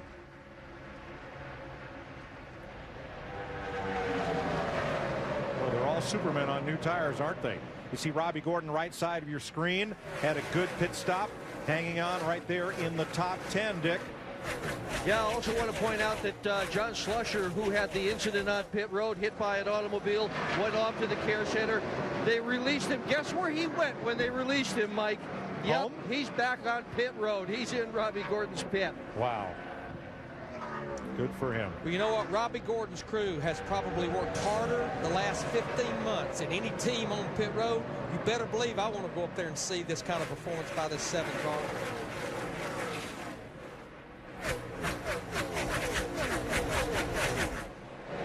Jimmy Johnson drops a spot to Dale Earnhardt Jr. That's 9th and 10th. Johnson bidding to become the 3rd driver in NASCAR history to win 3 of the season's first 4 races. He's got his work cut out for him. In 1954, Herb Thomas got his 3rd win in Atlanta, but it was a 1-mile dirt track then. And in 1992, Bill Elliott finished out in the top 25 at Daytona and then swept the next 4 races driving for Junior Johnson. Well, I know Jimmy Johnson's teammate Kyle Busch in that 5 car last time off turn 2 just about completely ran out of racetrack. He was rubbing the wall all the way off the corner. See Dale Earnhardt Jr. in that 8 car there, moving to the high side, but Greg Biffle, he just keeps picking them up and mowing them down. Looked like he came out of turn 2, shot out of a slingshot. Mark Martin just pulled up and let him go. That's just typical Mark. You're faster than I am. Have at it. Because if I race you, the guys behind us are going to catch us. And Mark's so good at getting out of the way in the right places. Doesn't hurt him, doesn't hurt you. There's our point leader, Johnson, in 10th place, Matt. Jimmy's been fighting a loose condition the previous stop. They made a track bar adjustment, try to tighten him up. Didn't help. Loose all the way around. Made a wedge and air pressure on this last stop. 2 cars up. Tony Stewart, he wishes he was free. Car way too tight. They went up on the track bar.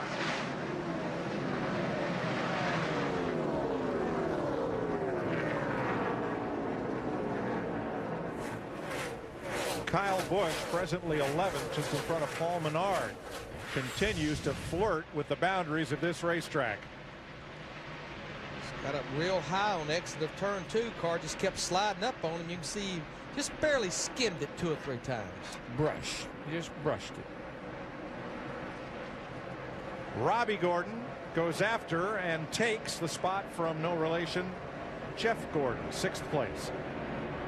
I tell you, that 7 car has got to be fun to drive. He just sets them up and passes them, and the car just is, it's just awesome looking. And turn 2 is where he gets that rocket shot every time. Every time. Gets up there on the high side, gets that old DEI motor wound up, and away he goes. That's one of those deals right there, Larry, where you say, how much horsepower does this motor got anyway? It's got 820 when you hold it wide open. There you go. Which you are wide open on the mat around this place a lot. Quite a bit. Paul Menard, 12th place. Trying to move up. Busch Series regular, running a limited schedule of Cup races for Dale Earnhardt Inc. And he's had a good day.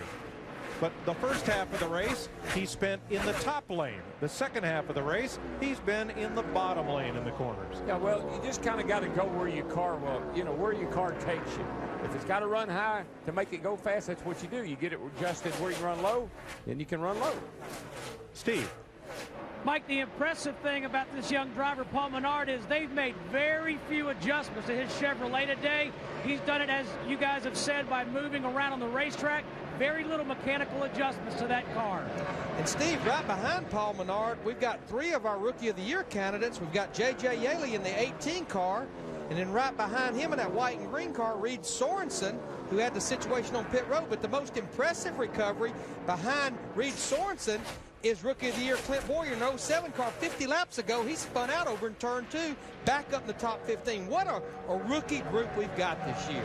It's an incredible class of drivers with championship experience. But only one will be Ray Bestis Rookie of the Year. I think Jeff Gordon's got his hands full here, Larry. Tony Stewart got back around him and took off, and now Dale Jr.'s up there working on him pretty good. I don't know if there's something wrong or if the car just is off that much, but he's got his hands full. See Junior close up on him coming down the back, and here's Jimmy coming back on him too. So looks like the 24 is not exactly like he'd like for it to be right now. tell you what, though, Dale Earnhardt Jr. in that 8 car, he pretty much can take it anywhere he wants. He takes it to the bottom here in 3 and 4. He'll just turn under Jeff Gordon in 24. That's a sign of a car that's driving good right there. Well, and it's also Junior knows that there's something wrong with the 24, like maybe he's loose. So if I get up under him real good, he'll probably get out of my way. Dick, what are they saying down there, bud? Well, they're saying Jeff Gordon's car is just plain too loose. That's what we said. That's what it looked like. Junior got under him and just kind of walked him up the racetrack and drove right by him. Dale Jr. moves to 8th, and that equals his best finishing position of this young season. 8th at Daytona, 11th at California, and 27th in Las Vegas.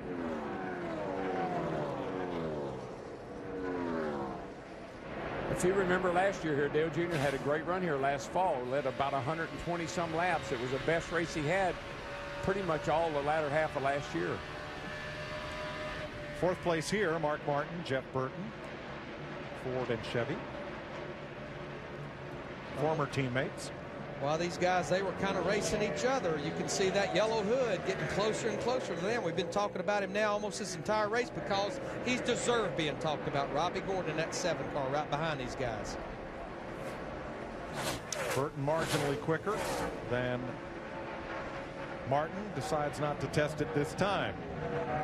And right now, let me tell you, we've been running this is a long race. Again, to talk about 500 miles, how long you're in the car. This is when it takes a lot of resolve right now, buddy, to stay focused. Robbie Gordon, for instance, he's got a car that could win this race. Keep your emotions under control and keep your focus. And the biggest thing is we know pretty much everyone can make it to the end. If we don't have a caution, the old theory, you got what you got, you better make use of it now. Robbie Gordon has the most varied racing resume of any driver here. He's been a champion of off-road racing. He has raced Indy cars. He has been a road racing champion for Jack Roush, SCCA and IMSA, and 24-hour experience. And he's come up through the NASCAR ranks of the Busch Series and Nextel Cup. And a neat guy. Yeah. I mean, there's no guy out there, there's nobody out there that's more fun to hang out with than Robbie Gordon is. Matt Kenseth has caught the man who early in this race didn't look as if he could be caught. Greg Biffle. Steve. Well, Mike, crew chief Robbie Reiser has just told Matt Kenseth, he said, if this thing stays green, we're going to be real tight on gas. Help us out here. And for the viewers that maybe slid out of work a little earlier watching our broadcast here, the reason we keep talking about Matt Kenseth in the 17 car and Robbie Gordon in the 7 is back on about lap 112 and 116. These guys had cars running at the front. They had tire problems almost at the same time. The caution came out and burned them. They got their lap back the hard way. They drove by the leader, got a caution. Now both of them are up here in the top 6. And closing. Teammates battling for 9th place. I don't think that's exactly what they had in mind there just a little while ago, because both those cars looked like they were potential winners. Last time a Cup race was run here on a Monday, Jeff Gordon won it, October 2003. He's got a little work to do right now because with 40 laps to go, he's about 6.5 seconds behind our leader, Casey Kane, in that 9 car.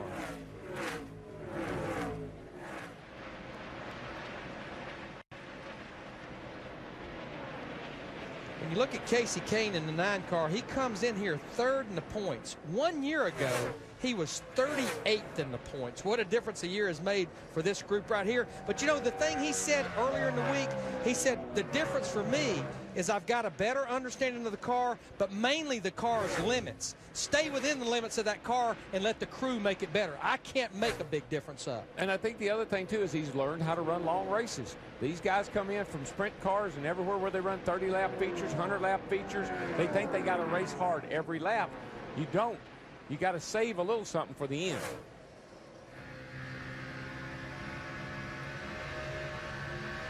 Third and fourth, Biffle and Martin, 1 3/4 seconds off the lead, but they are among the fastest cars on the racetrack with 38 to go. I learned more about winning races in stock cars and then by running track.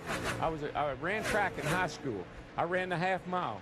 If you burned yourself out in the first half of the race, they'd all blow by you at the end of the race. So I learned to save a little something, have a little kick. And I always used that when I came into stock car racing. Have a little kick.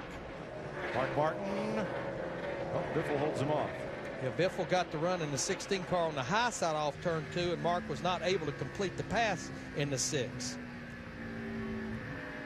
But Biffle got way up high, had to get out of the throttle, and Mark Martin just drives by him there in 3 and 4. I don't know. That looked like the problem in the 16 car. That car just took off. I believe could very well be a tire problem. We'll see.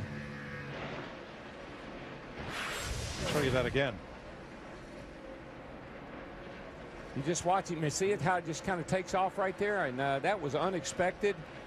That makes me wonder if there's not something going on. But, Darrell, we've been talking about it all week. You're running about 170 miles per hour off the throttle in the middle of the corner, and this racetrack is almost like a washboard. It's very bumpy. Yeah, he could have just gotten it in there a little too hard, but that would worry me.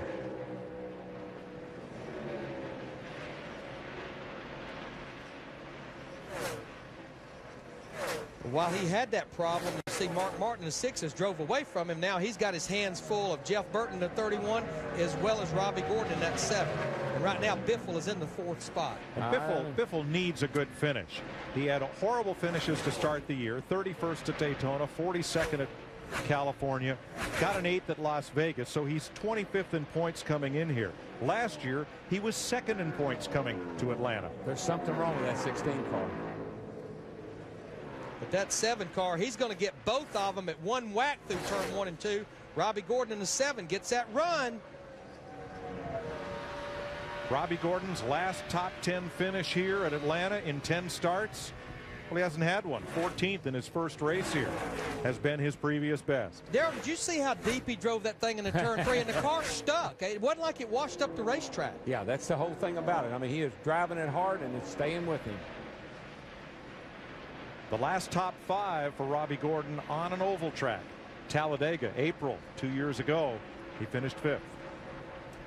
Just don't use it all up. I hope he's saved a little something for the end here.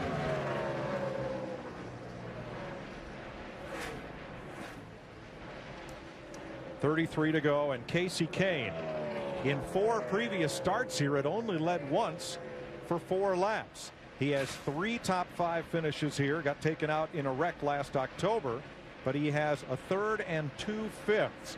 Trying to improve on that today, Dick. Well, Ray Evernham owns Kane's car, and Evernham has a deserved reputation as an innovator. Now, everybody's got a camera over the top of pit road so they can record pit stops. Casey Kane's has 3. 1, 2, 3 separate cameras, and after every pit stop they replay the view from all 3 cameras. That's something I haven't seen anybody else have here, and they do it on a big screen television with shots that we have of the cars coming down pit road. And oh, by the way, there's also a voice recorder here behind pit road, and that voice recorder turns on every time anybody says anything, either to Kane or when Kane says something to anybody else. These guys are technologically ahead. Thanks, Dick. Robbie Gordon moves past Greg Biffle. You know, you like that, Darrell. We get a lot of data. We get stacks of data during the week to analyze for the next race. But that's not when you need it. You need it now while you still have time to make the improvements on pit road or improve that race car and work on this race, not next race. I like that recording all the conversations, too. You can go back and listen to those and see if anybody made a mistake in the process. The Golden Corral 500 on Fox is presented by DLP HD TV, DLP picture technology from Texas Instruments, and sponsored by State Farm. Great service and great rates. You can get it all from State Farm. Wendy's original spicy chicken sandwich. Do what tastes right. And the auto parts experts at AutoZone. Get in the zone. AutoZone. A flat tire for Matt Kenseth. A green flag pit stop, and while we were away, Robbie Gordon moved into 3rd. Let's go to Kenseth's pit. Steve. And Mike, Robbie Reiser just bounced off the pit box. They're looking over the tires right now. lap 300. Matt Kenseth gave up the second position. He said, I'm coming. I've got a tire problem. And they're looking at the tires right now. So that's 2 problems today he has had with tires running in the top 5 both times. Tony Stewart climbing back up the ladder. He's going to go past Greg Biffle and move into 6th. And Greg Biffle, I think in the 16, he's looking for one of 2 things, either a caution or the end of this race, because he has his hands full right now. Yeah, once that car did that little D-do down in 3 and 4 there, that car's been a handful for him ever since. So either he's used up his tires or something's wrong. I was afraid he had a serious problem. Darrell, when that happens and there's nothing on the racetrack and the tire's not flat, how do you trust the car after that? Well, you got to adjust a little bit. You kind of give yourself a little insurance. You let off a little early just in case. Tell you what, Mark Martin in his 6 car, he's been reeling this 9 car, Casey Kane, who's our leader right now, and Casey Kane in the 9 in pretty heavy lap traffic right now. Look at Mark Martin right on the bottom of the racetrack where he's been this entire race, 21 laps to go. Casey Kane with an 11th at Daytona, 4th place finishes at both California and Las Vegas. 3rd in points, had only led 1 lap before today. Today, Casey Kane has been out front for 64 laps. Biffle's led the most. But the question will be who can lead that last lap. Matt? Mike, on that restart, when Darrell made note, when Mark dropped back to 4th, Pat Tryson came on the radio and asked him if the car was okay. He said, just too tight. He said, just hang in there, because it'll be like it was in the last run, where you'll be great near the end of the run. Right now, Mark is working all over the back of the 9 of Kane. Yes, he is. He is all over the back of it. I love a race car that's just a little too tight. That's a comfortable car to drive. Not pushing the front wheels, but just a little tug on that steering wheel. So I can turn to the left when I want to. What do you call it? Snug? Snug. Comfortable. Now on the right-hand side of the screen, Matt Kenseth in the 17. That's fresh tires versus about 40-lap tires like on these other guys. But right now, Kenseth is 1 lap down back in 29th. I tell you one thing. Watch Junior watch Jeff Burton loose here. He gets up under. Excuse me. 4th place for Junior. We've seen Junior do that a couple of times a day to people to get them up out of the way. Trying to score his best finish of the season. He was 8th at Daytona. Jeff Gordon, Tony Stewart side by side. Now Gordon's going to try to retake 6th place from Stewart.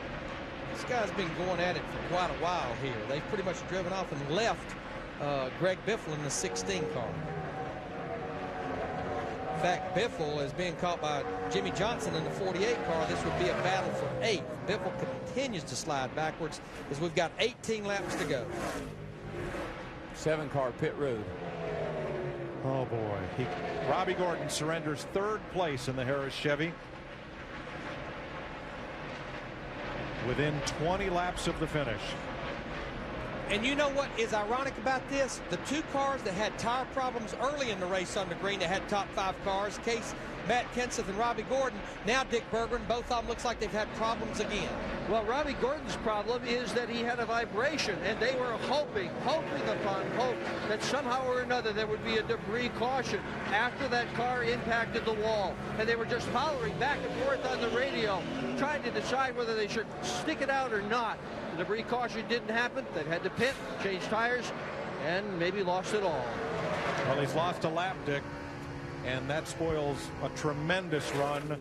And Robbie Gordon is too fast coming in the pits to add insult to injury. Pass-through penalty will cost him another lap on the racetrack. And what that means, the pass-through, they have to come on the pit road, get to the 45 miles per hour, go all the way down the length of pit road. He doesn't have to stop in his pit box, but he will definitely lose another additional lap.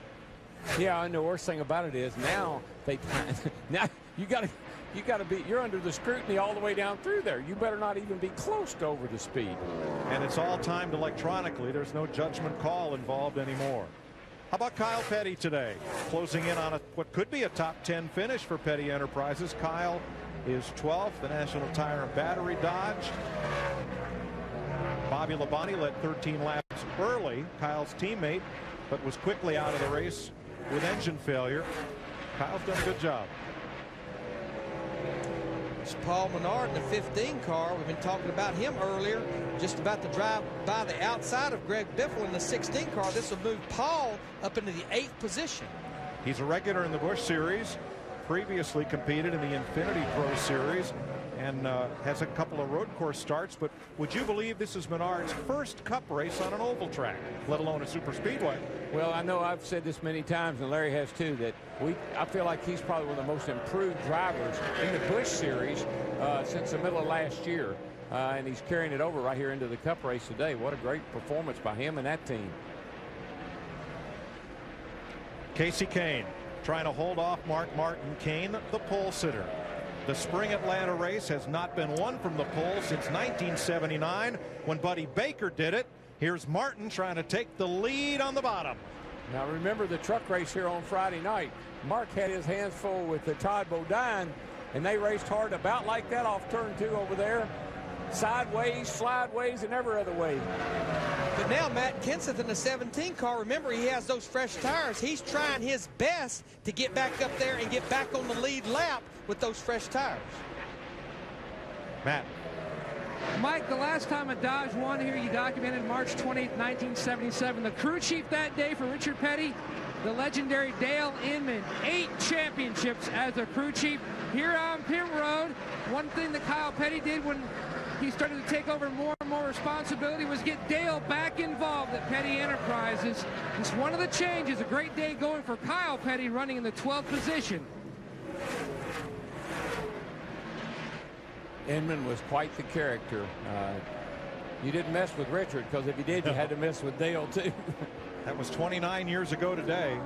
Richard Petty won that race, and it paid $17,000 to win. As a matter of fact, every time I'd get in trouble with Richard, I'd go looking for Dale first, because Dale would hurt you. We're starting to see a lot of cars have to hit pit road here, not because of fuel, but I think some tire issues are starting to show up. Clint Boyer in the 07 car, who's been running in the top 15, he had to come to pit road. Let's update you on Dale Earnhardt Jr., his situation.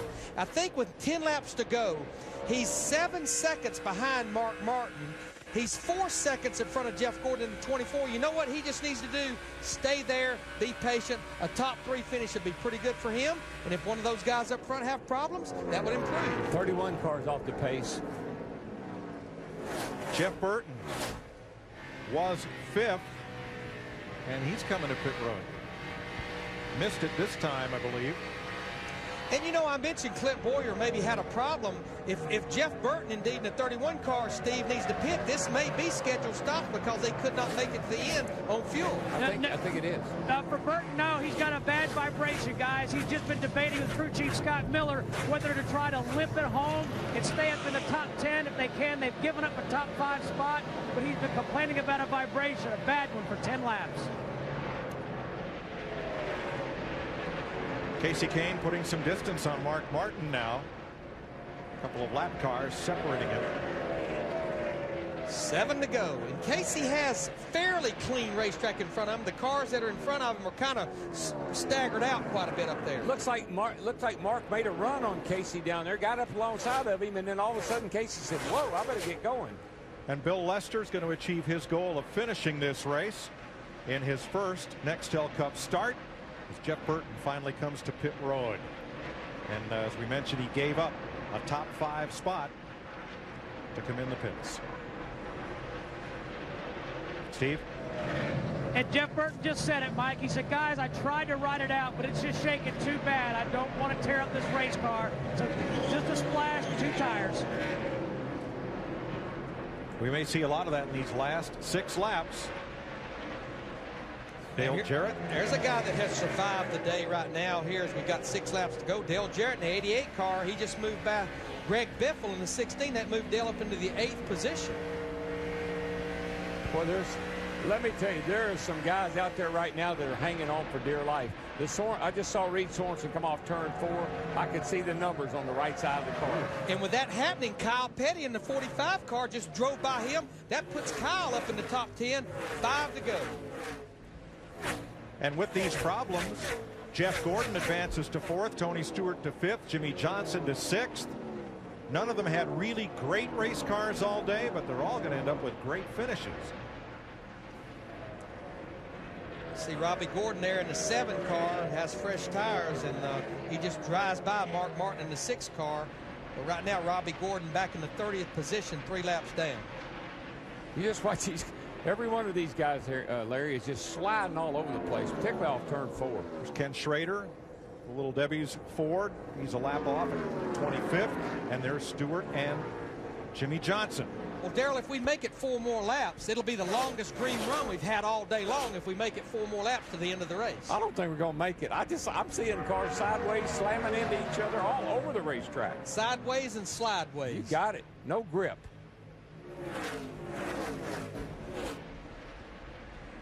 Kyle Petty, you mentioned, into the top 10. His best finish of the season, 25th at California. And right behind him, rookie Reed Sorensen, 11th place. Good run for him. Kyle hadn't had a top 10 here in Atlanta in 9 years. Casey Kane's only win to date, Richmond last May. Trying to score the 8th victory for Evernham Motorsports and be the first pole winner to win at Atlanta since Buddy Baker in 1979. Got that chemistry going, man. I tell you, I like what they're doing right now. The car looks good. Crew chief looks good. Everything's going good. Ray's got them tuned up. Kyle Petty up to 9th as he passes Greg Biffle. Yeah, I believe Greg Biffle's going to have a tough time hanging on to a top 10 finish here. This is Kyle's 51st Atlanta start here today. White flag, Casey Kane, 1.5 miles to go. There's a bunch of guys that can't wait for this last lap to get over with. I can tell you that.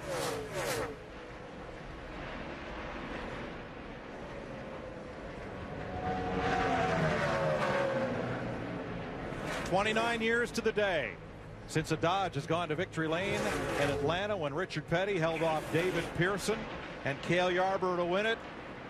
Casey Kane scores the 2nd win of his career in the Golden Corral 500. Mark Martin 2nd. Dale Jr. 3rd. It's a battle for 5th right here. Jeff Gordon in the 24, Tony Stewart in the 20. And Jimmy Johnson back there in the 48. Jeff Gordon will make it back to the line to finish 4th.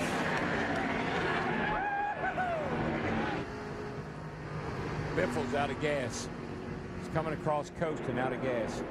And will fall to 16th in the final rundown.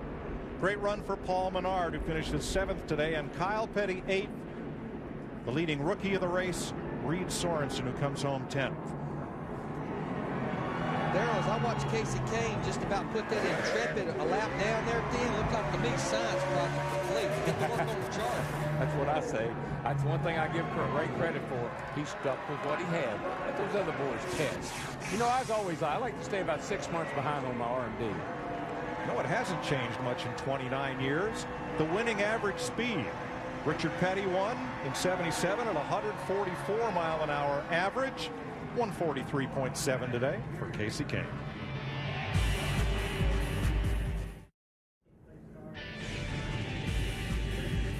Welcome to our sprint post-race show for the Golden Corral 500, where Casey Kane has scored Dodge's first win since 1977 at Atlanta Motor Speedway.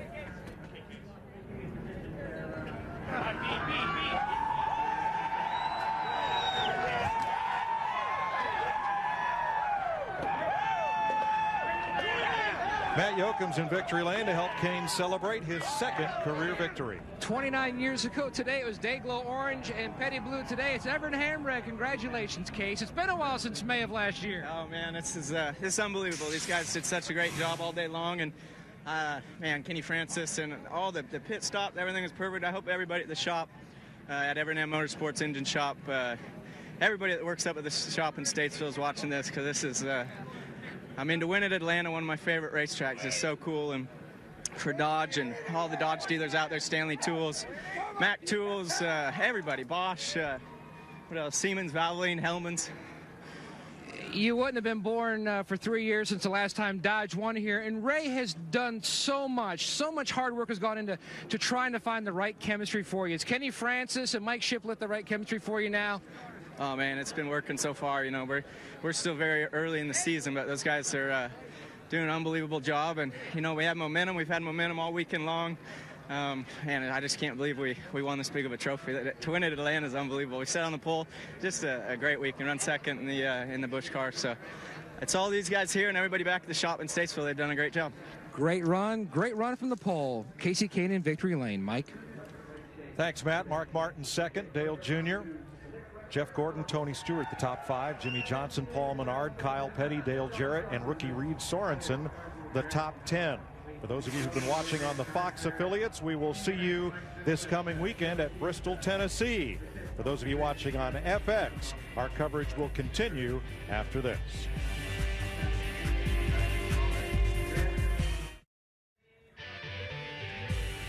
Casey Kane being honored in victory lane for the second time in his Nextel Cup career. He beat Mark Martin by 1.9 seconds. So in Martin's last 4 races here, second, fourth, third, and now second again. Steve? Mark Martin with another top 10, but Mark, you finished second. I know you want to be in victory lane, but tell us about your afternoon.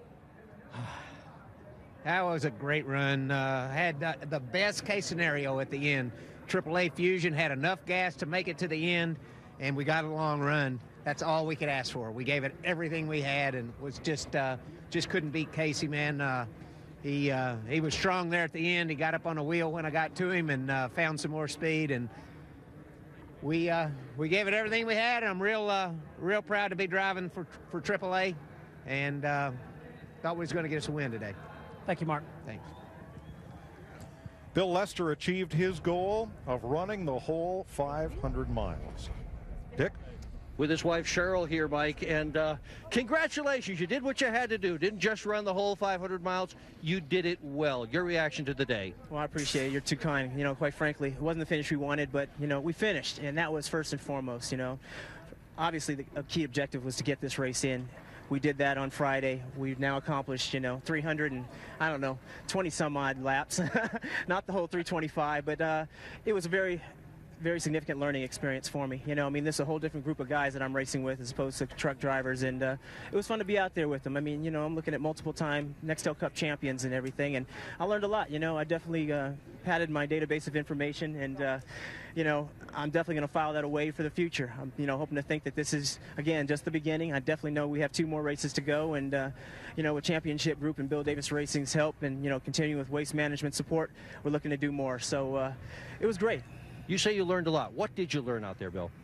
You know, probably that, you know, every time you get to come in, you get 4 tires and fuel. And nothing makes you feel more comfortable than that. You know, believe me, you know, in the truck series, we run out of tires so quickly, it's not even funny. But here, you know, we continue to work on the car and continue to make adjustments. And, you know, I really appreciate Rick Vyers and this Bill Davis team for being patient and sticking with me and continuing to make the changes that I'm asking for. And, you know, we've been all over the map on it. And I think he's definitely learned a lot about my driving style and what I'm looking for. And, you know, I definitely learned a lot about what these cars want and what they don't want. And, you know, it's great racing here at Atlanta Motor Speedway because you can drive all over the place. I've been down high, I've been 3 wide in the middle, I've been up top. I mean, it's been great. I've had a terrific time. Congratulations on the job well done. We'll look forward to you. See you in the truck series every race and back in Nextel Cup soon. Mike? Thank you. Thanks, Dick. Dale Earnhardt Jr. has seen success here as Bill Lester gets his reward for 500 miles at Atlanta. And Junior's seen success. He fought a car early and climbed his way all the way to 3rd at the end. Steve? Well, Dale Earnhardt Jr., more progress, a top 5 finish. Yeah, it's a great run. Just a great effort by the Budweiser team. We got behind a couple times with a flat tire and got the lucky dog and had to come from the back again, but had a loose set of tires that took us all the way back to 25th. But we kept getting back to the front. They gave me a great car. Just a awesome pit crew, great bunch of guys back in the shop that put these things together. They're a pleasure to drive this year. I couldn't be more happy. You smiling? You going in the right direction? Well, my cars are just fun to drive every week, and they have been every week, and I haven't been able to say that in the past. So I just got to thank the guys that are building them back in the shop, and the road crew that works on them when we're here trying to practice and stuff. All the fabricators and engine guys at DEI. We're just having a great time right now. I'm really, really proud of them. Best finish in 2006. Thank you. Thank you. Junior climbs 4 spots in the Nextel Cup standings. He'll leave here in 7th. Dale Jarrett also picked up 4 spots to 9th. No change at the top. Casey Kane moves up 1 into the runner-up spot. Dick Berggren. Well, Bobby Labonte ran up front until the engine failed in his Petty Enterprises automobile. And congratulations to you, Kyle Petty, with a top 10 finish. What's it feel like to have the team running this well? Good, really, really good. We were really, really pleased with the way Bobby took off and run and qualified. And you know, I can't say enough about these Everham engines. They were just great all day long. You look at that, the 9-car won. But this was our first race for NTB, National Tire and Battery, and we've had Wells Fargo on the car. We're going to have Swan's Home Delivery on the car and Coca-Cola a couple of races.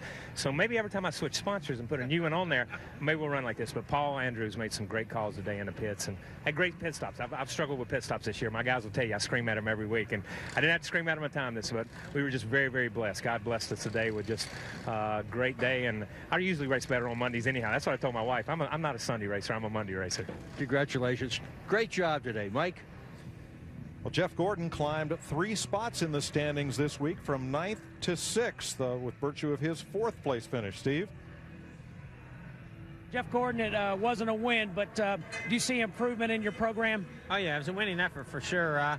You know, there were times when we had one of the best cars out there, and then there were times when we were about a 15th place car. So at one point in the race, I was writing ourselves off, and then we made some big adjustments and come flying up through there, and I didn't even have to take it easy on the car. I could just drive hard kind of throughout the whole run, and I'm just real proud of this whole DuPont Chevrolet Monte Carlo team. Steve Letarte made great calls, great pit stops. Come home with another top 5. Got to be happy with that. Thanks for your time. Bill Lester made a historic start. Casey Kane, a historic finish. First Dodge win here in 29 years. Mark Martin, Dale Earnhardt Jr., the top 3. But you have to wonder what might have been for Bobby Labonte, who took off and led 13 laps. For Robbie Gordon, who was strong all day. For Jeff Burton, who started in the first 2 rows, but had problems at the end. And I think you have to throw Greg Biffle, who led the most laps of the race, had that tire issue, looked like a tire was going down or something, and he ran out of fuel. And then, of course, Matt Kenseth as well, like Robbie Gordon, had 2 tire problems. That may have been the 3 best cars there, Robbie Gordon, Greg Biffle, and Matt Kenseth, but Casey Kane prevailed. Yeah, and this place is just so fast, and things happen so quickly. And if you have a problem, you got to make a green flag stop. You go lap down, and then you got to work hard to get it back. We saw that a couple of times. But the thing I love about our sport, unpredictability. You never know what's going to happen. You didn't know Casey Kane was going to win until we got near the end of the race. Biffle having trouble, and this guys dominate different cars at different times. But overall, I thought it was a pretty exciting day. Speaking of unpredictable, we're headed for your house next week. Yeah, baby. Now, you want to talk unpredictability. You can be leading the race there, mind your own business, and get in a big mess. You can get in a wad and get taken out easily. So, or you can even make a mistake getting on pit road there. Remember, 2 pit roads, one way under caution, another way under green. I think Jeff and I next week may explain that to the folks at home. The next 2 weeks, short tracks. Right. Take the body off, take the fenders off. Who cares? It's just about beating and banging. It's a reality show every lap. Oh, no, it's all about finesse. Now, I've got to ask it's you, a driver's track. I've heard this over the years, that at Bristol, the crowd in Thunder Valley is so huge, and the noise just comes all right back in, that the drivers can hear the crowd? You can actually feel it. Wow. I mean, when you've got 175,000 people standing up and screaming, if Dale Jr. does something, Jeff Gordon does something, when they stand up and scream, you can feel the vibration.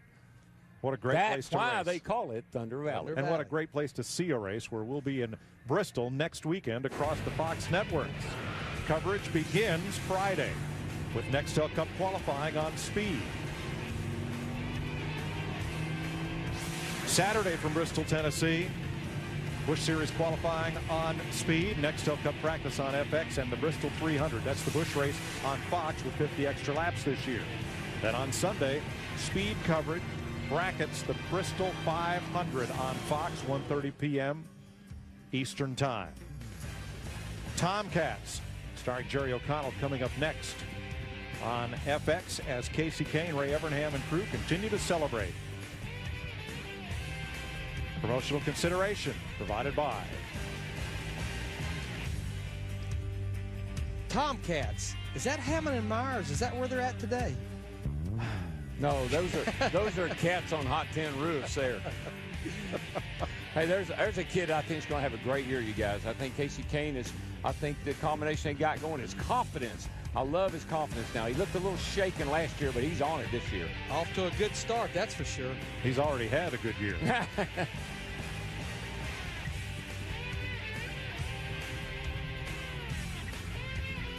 From the fastest track in NASCAR to the wildest, as we head for Bristol, Tennessee next weekend on Fox. Better bring your gloves next week.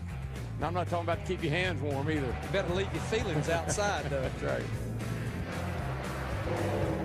A rainy Sunday followed by an exciting race Monday. Our thanks to all of our NASCAR on Fox crew for hanging with us to bring you the sights and sounds of this great race. You know what I always say when I go to Bristol? I'm going to put on my work clothes because I got a lot of work to do. Absolutely.